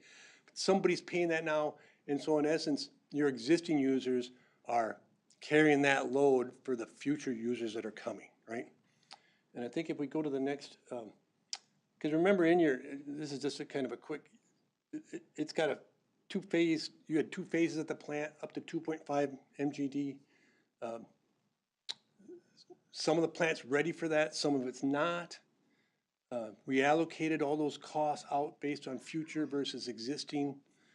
Just so we did all that due diligence is what I really want to say. Maybe the next one, Ken, I think has got. One of the interesting parts we get out of that is because the plant runs more efficiently than was assumed during design, we believe you can expand, you can take almost 22,000 people into the facility, okay? It's got that capacity. That's a lot more than what you've got right now. So you want to be able to get everybody involved in carrying that cost for them, right? We didn't, at the time we did it, it was more like 18,000 people was the actual population number, something like that. So it's a little more efficient. You're going to have to do some work. 15 years old, there'll be work that needs to be required there. You will eventually get a new permit from the MPCA, but don't hold your breath because they're taking their time. That might trigger some improvements, but they'll give you time to do that. My point here is you're not looking at another big expansion in the near future there unless something else drives it. So you want to find a way to try to recover that cost that you've got being sunk into it. And that's what the goal of this was. We take that down to a number of equivalent residential units, right? So that each connection pays for its share. I think we can go to the next one, Ken. Oh yeah, this was just more of how we allocated costs to different phases of this, okay? Again, more of a due diligence. We knew there were stricter effluent standards. This was all done, much of this work and doing this allocation was done when we worked out the cost with Cedar Lake, so, I think we can. So what that comes down to is this number, the 6,645, that's your actual cost of treatment per, residential unit, okay? Right now, you're charging in a connection, that's 7,150. In that system somehow, and I don't know any of us can explain how this number comes about. It claims that, 1,200 of that is going to trunk charges and the rest is going to treatment. I don't know where that number came from. Even when we did rate studies in the past, that number was always, we just kind of carried it along. Because I don't think you're putting that into a fund now, separate for trunk. We do have a trunk fund. Do you have a trunk fund? So it must be going in there somehow. Yes, from building permits, yes. From building permits. And they get this charge sent to them. Correct. Gotcha. Okay. So what it tells you is you're probably slightly undercharging for the cost of treatment right now. Okay. You're probably also not collecting enough in trunk charges to fund these future trunk improvements that are needed. And that's really what we got out of doing this study, okay? That might be all I've got. Is there anything else, Ken, or I think to kind of boil it down, when we were completing the comp plan, which also has I'll just put up the map here earlier that we had, which is full build out, you're talking 50+ years from now. This is, when New Prague gets to the 22,000 people, if we ever get there, but that's assuming full build out, kind of the ultimate build out of New Prague, we'll call it 50 years from now. Wanted to make sure that, are we charging developers and the end users enough money to cover our costs to build the trunk lines, which is the area on that map, that large future development area, so that current users are not having to fund that. People that are, been living here, already have a business here, we don't want them paying for the growth. That's what this study was really to accommodate, that the growth is paying for itself. So that was where we looked at. Right now, we don't have a trunk charge. We do have one for water. We've never had one for sanitary sewer. For a service area charge. Service area charge. So at the time that a developer comes in, they have been paying nothing in that trunk charge. It's been getting put on the back of basically the building permit time period when, this $1,200 per single-family home was being charged to that builder, that homeowner, however you want to look at that. So this is putting more money up front on the developer to, put that into this fund, that if there's a trunk line that needs to get built. One thing I think Josh mentioned at maybe our last budget meeting was, Alton Avenue, for example, that's gonna need a trunk line. We gotta figure out a way to pay for that, get that done. These trunk charges, area charges will go into a pot of money that will be used for that. We do have about 1.2 million in there currently that we're collecting from the building permit, that out of that 1,200 portion, but instead of, again, at the time of the building permit, we'll collect an area charge up front. So that is a change. And then as John noted on here, the treatment charges at 5,900, that would bump up to about 6,600 per equivalent residential unit. So we hadn't changed our fees for since 2007 for any of these connection charges.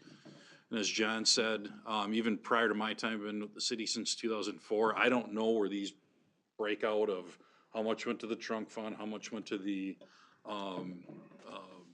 treatment charge. We don't know where that came from. That predates any of us from being here. So this is to look at that, make sure that we're being equitable to the developers, existing ratepayers, and then obviously people that are building a new building to make sure that it is covering what they're needing to cover. Again, so that growth is paying its way. That's really the key thing to remember here. I don't know, Matt, if you have anything to add to that as well. But it's a lot of information that I think John had to boil down for us, but really what we're trying to get is an updated figure that we could put on the fee schedule. And again, that change, I'm just gonna put up the fee schedule here quickly, since that kind of ties right into the item that we need action on for the resolution here. But this is probably the best way we can explain it. I'll zoom in here. $5 flush charge right there.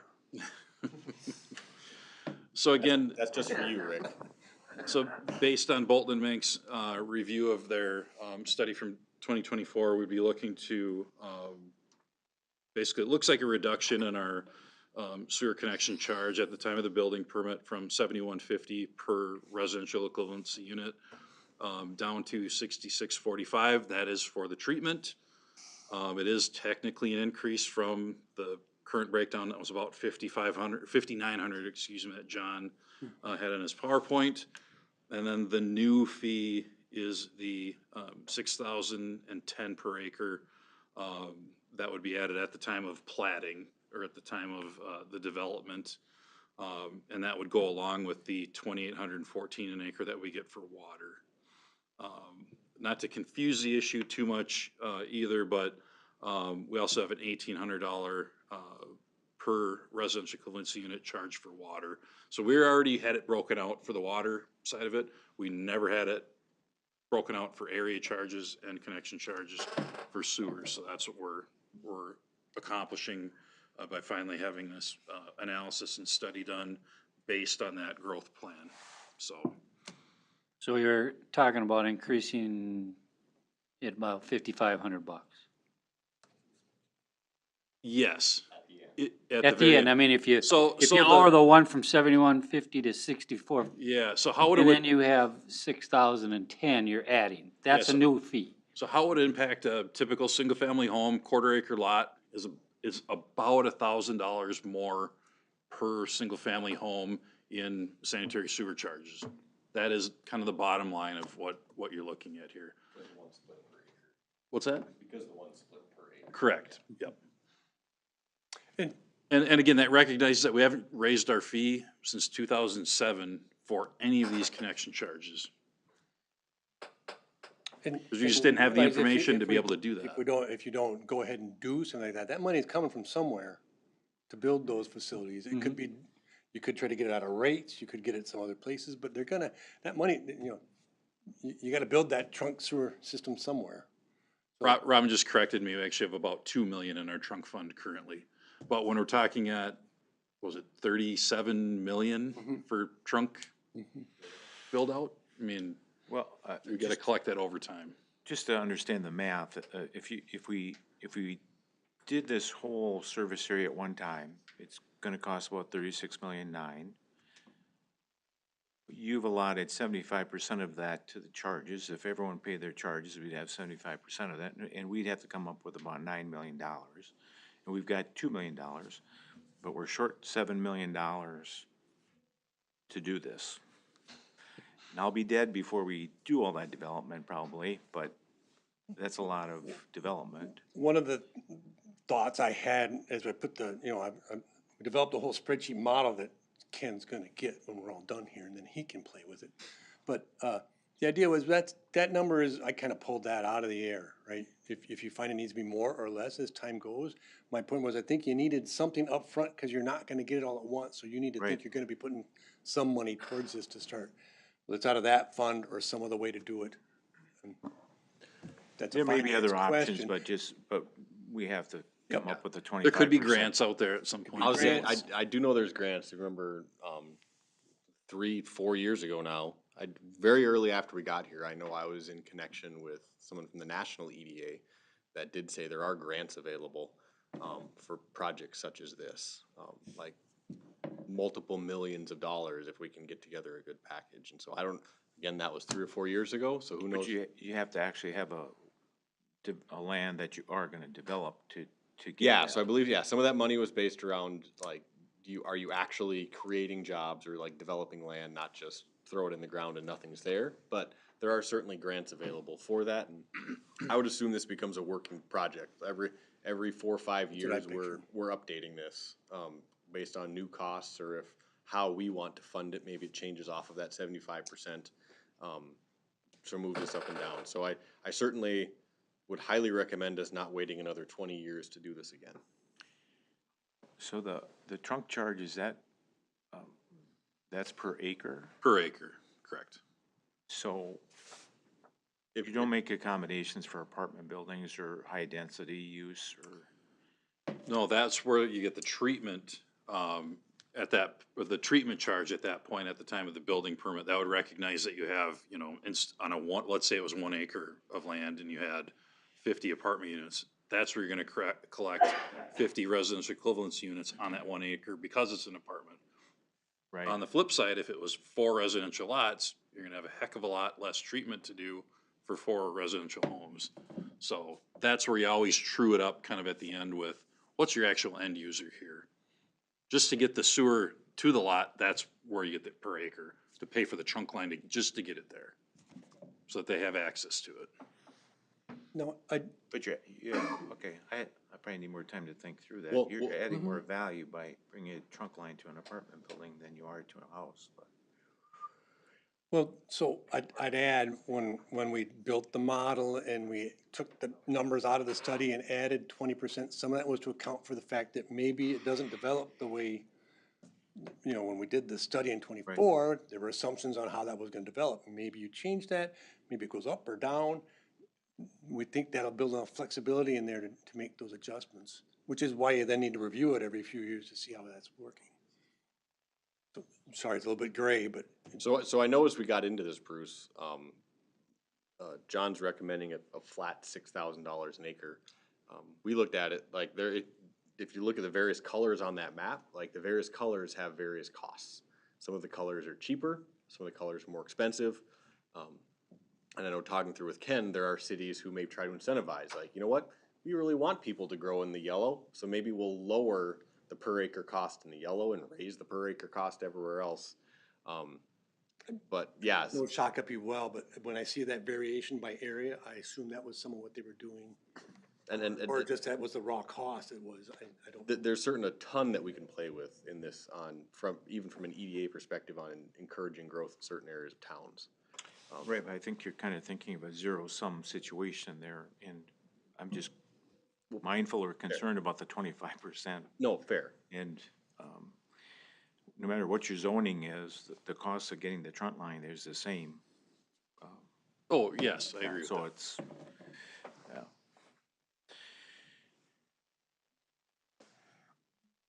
But like you said, the value in it is gonna increase if you got like an apartment building, right? And that's where, on 1 acre of land, if you have a 50-unit apartment building, you might get 300,000 in connection fees. Single-family homes, you might get, 20,000. So that's where you're getting that back. But again, to your point, Bruce, you don't know, or John's point, you don't know right now today what is gonna be at any given area. It's made assumptions based on our comp plan and land use and that study, but a lot of that can change. How do you feel under this scenario, how our fees compare with other communities? Well, John kind of touched on that. It's all over the board. I think because we have a $30 million treatment plant and we have the need for trunk lines, you kind of have to charge what will work for New Prague to cover that build out, unless you do want to put some on the back of the taxpayers, which is, do you raise or lower that 25%? I think that's where you're saying you can play around with that. I think you don't want to have it be too high, because then you will price yourself out of the development. And I'm cognizant of that happening. Again, we don't have a lot of lots, and, developer hearing $1,000 more per ultimate cost, probably that'll get passed down to the homeowner. That's not nothing. That is $1,000, but do we want to have the homeowner pay that, or developer pay that, or, again, your ratepayers? Ratepayers. So. Taxpayers. There is a cost for growth, no question about that. Just who's gonna pay that? And I would think, generally speaking, we'd rather not have homeowner on First Street down the block here pay for the development, that they could care less one or the other if it's happening. I get what you all said, but are we close to Jordan? Are we under Prayer Lake? Are we, Belle Plains the same, or?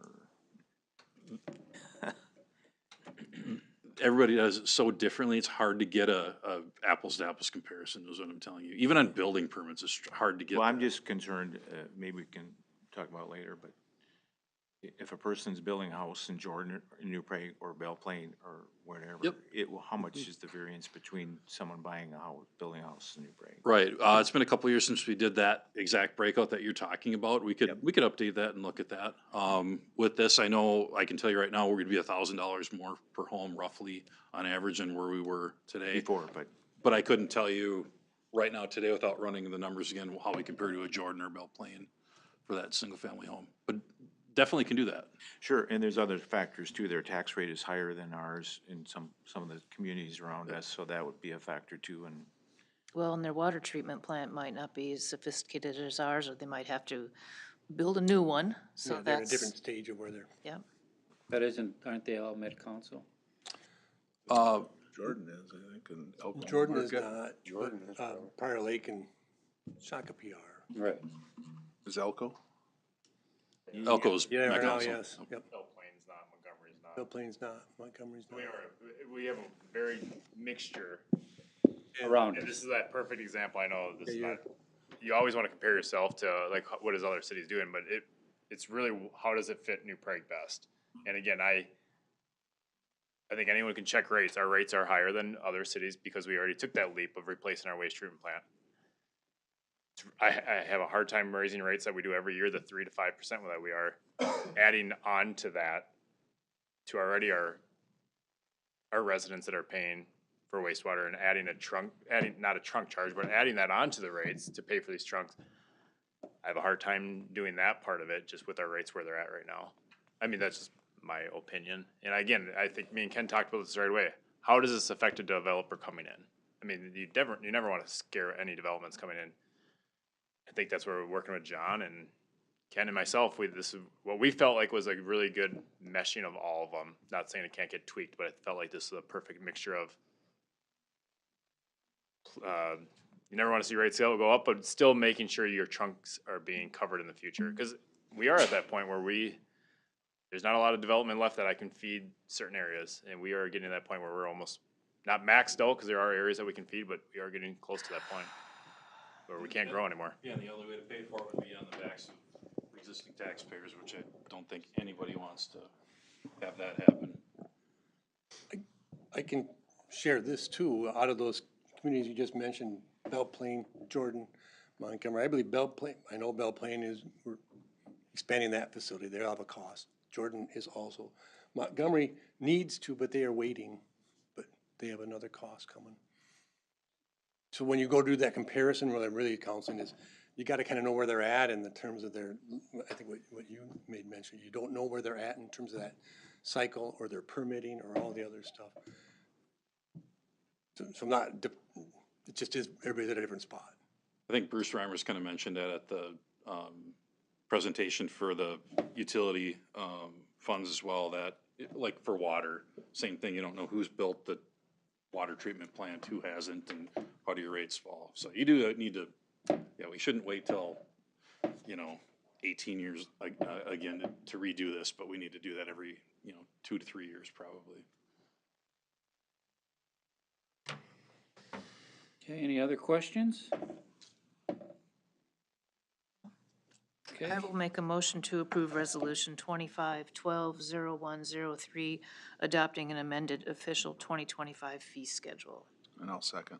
okay, I got a motion by Maggie Bass, second by Sean Ryan to adopt Resolution 25-12-01-03. Any other comments, questions? If not, all in favor say aye. Aye. Aye. Any opposition? Okay, passes 5-0. Thank you, John. Thanks, John. Who's gonna take the next one, the grant application? Yeah, I'll provide you an overview of that. As Chris Knutson mentioned earlier, with the 2026 CIP project, the application and resolution we need to make to the local road improvement program is what we have in front of you here tonight. Commissioner Teets did mention that LeSueur County approved a supporting resolution as well at their meeting on November 25th. basically supporting that 10th Avenue connects to a county road. And they support any work we would do to slow traffic and provide safer route of passage between the state highway and their county road. As Chris said, it's about a $1.2 million overall cost. We are looking at the grant application to cover approximately 400,000 of that.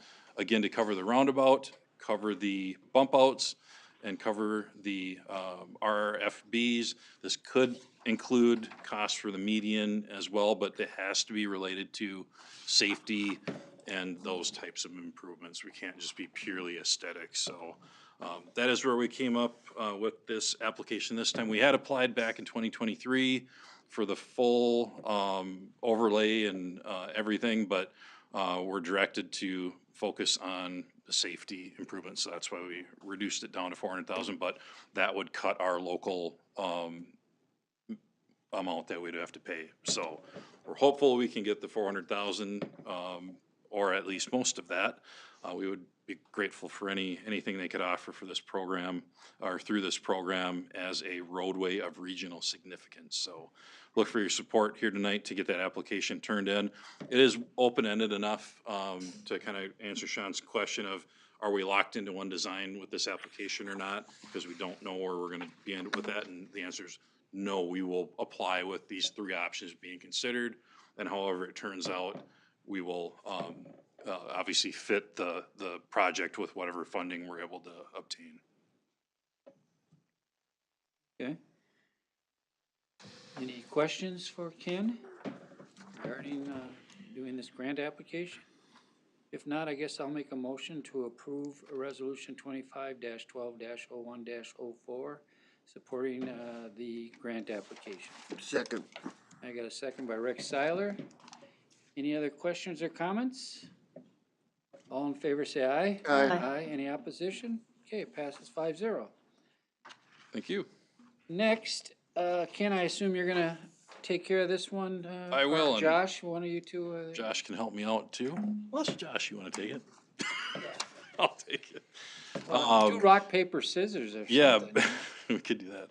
On November 19th, the EDA did hold a public hearing for the sale of the two remaining lots in the EDA to Aventus Investments LLC, which is a group of local investors, including Jake de St. Hubert, Dale Creed Francis, and Austin Revel, among others that are included in that Aventus Investments LLC entity.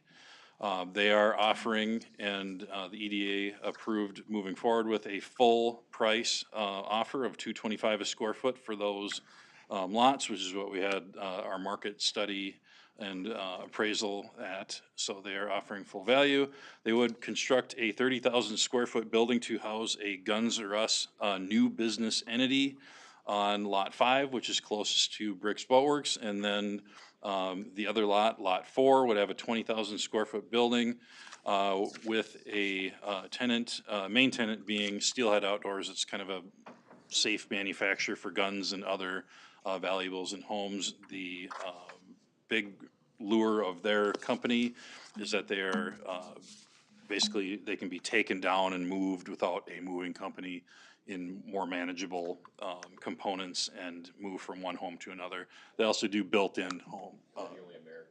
And the only American made as well for that. So they're currently in Shakopee and would be bringing their employment or their employees down here to New Prague and looking at expanding into that building. And the lease agreement that they have would also allow them potentially to acquire the entire building and take over the 20,000 square foot.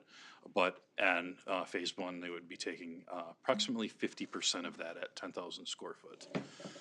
So per the EDA enabling resolution, any of their actions must be approved by the city council, and this resolution would approve those actions taken by the EDA so that we can move forward with the closing and ultimately the construction of those two buildings on the property.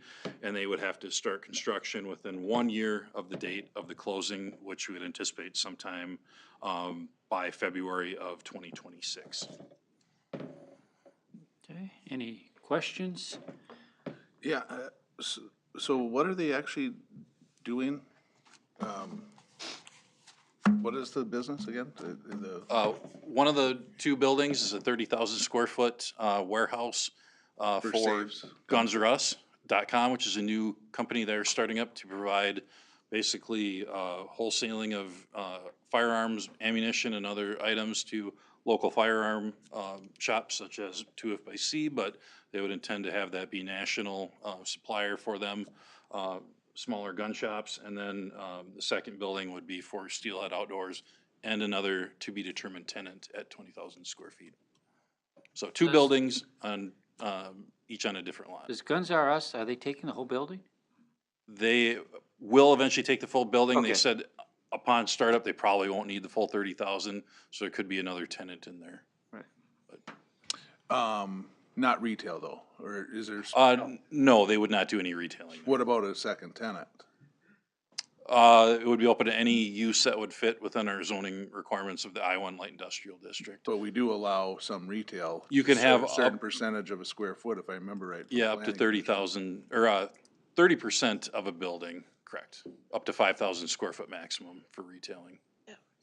So Guns R Us, Sean, what I understand is that they will have an online presence. A large part of their business will be in purchasing and selling used guns. And they will be an FFL, so they will have a federal firearms license to do that legally. Yeah, I'm not opposed to the firearm part of it at all. I'm just trying to think of what other businesses could possibly go in there and I'm just thinking, not my personal thoughts, but what some of the other people will with another gun, another large gun, and potentially secondary and maybe even a third one in the safe area, that just having a large presence with that. I know it's a contentious issue right now. I'm a gun owner, including hunting rifles and shotguns and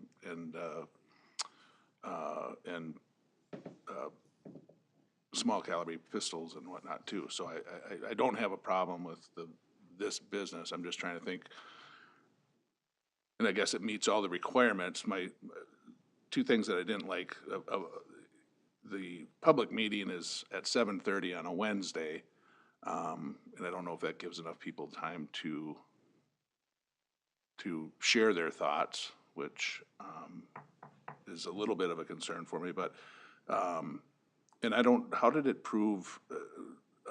make the agenda, which is online? How it says resolution approving certain actions by the New Prague EDA authority. Yeah, we have the It full, says- the full memo and resolutions, purchase agreements, and all related documents are in the packet for the council packet. No, I know, but it seems a little disingenuous if more people might have weighed in with me if they looked at the agenda coming out on Friday or over the weekend or on Wednesday, and might have voiced some thoughts on the issue for me. But it doesn't really say that in the agenda.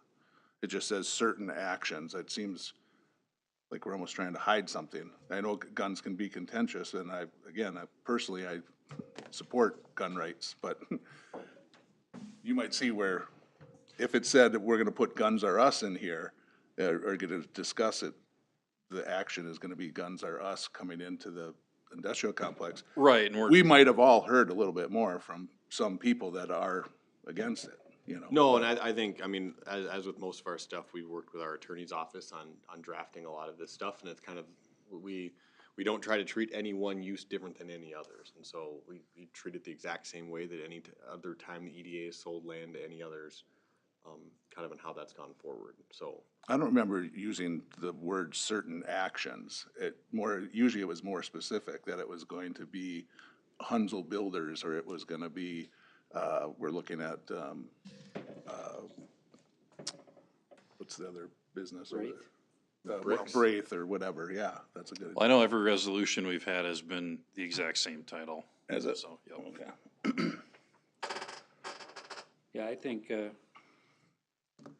from an EDA standpoint, I think it serves the objective of what we're trying to accomplish, bringing businesses in with, Yeah, I'm not opposed to that it at all, steelhead- I'm just saying. no, but Yeah. I'm just saying with that steelhead, there's gonna be what, additional 10,000 available? Correct. And we, you know, I think Ken, you mentioned at the EDA meeting that there is always inquiries of somebody looking for warehouse space. You know, so, you know, it might serve a dual purpose in that. No, I agreed, but can you see that there is gonna be certain people that are anti-gun that might be opposed to something like this? And I just, you know, I wanted to be fully upfront when, I'm sure a lot of people didn't know when the public hearing is at 7:30 on a Wednesday, and/or it just says certain actions by the New Prague Economic, instead of saying for the sale of this property or this lot to Guns R Us. But the sale isn't to Guns R Us, it's to. You know what I mean? Right, To it's to in let them know what it is. I'm not opposed to it, I'm for it, I'm gonna vote yes for it, I'm just saying, I could see a certain percentage Right, of but the people that are against it, and. That's we should really know. not, that's not fair to all the people in the industrial park. We don't advertise, why do we need another pump company in New Prague? We don't tell people ahead of time, hey, do you guys like pump companies? Because we have two here already, and, you know, if they qualify and if they're qualifying buyers, there's certain things that are excluded, but if they're not excluded, we can't. Again, I agree with you, and I'm supportive of gun rights and whatever else. I have no problem with the business at all. I'm just saying guns are much more contentious of an issue Right. to the general public than pumps are. And it just seemed a little disingenuous to have certain actions, and we don't have to argue it anymore. I just wish it would have been a little more clear cut. There might have been a certain segment of the population that I don't align right. with that might have wanted to speak at that. Right. That's all I was saying. Right, but the EDA meetings have been at 7:30 on, Right. that morning for years and years. The development of the industrial park has taken so long. It's another slow-moving train. If people are aware, it's not new. No, Matter of fact, it's the end of the train here, so, I agree, and nobody's gonna care about a pump yeah. Okay, place or auto part place. I'll make a motion to approve Resolution 25-12-0105, approving certain actions by the New Prague Economic Development Authority. Second. Yeah, I got a motion by Maggie Bass, second by Rick Seiler. Any other comments? If not, all in favor say aye. Aye. Any opposition? Okay, passes 5-0. General business, we have none. Okay, miscellaneous. Just of note, we got our annual update from the Mosquito Control District for the 2025 season. So I had that included in your packet if you would like a little light reading. Okay. Anything else to add, Josh? I have nothing else. Okay. Rick, do you have anything to add? Nothing. Bruce? No. Maggie? Sean? I do not. Anyone on the table over there? Doesn't look like it. Mitch, you good? All right, Patrick, you good too? All right, I guess I'll make a motion to adjourn. Second. Second by Rick Seiler. All in favor of adjournment, say aye. Aye. Aye. Any opposition? Okay, passes 5-0. Thank you, everyone, for being so patient with us tonight. Sure. Is this black? They gave me a stamp. I only need a Black, stamp because every. then that way, if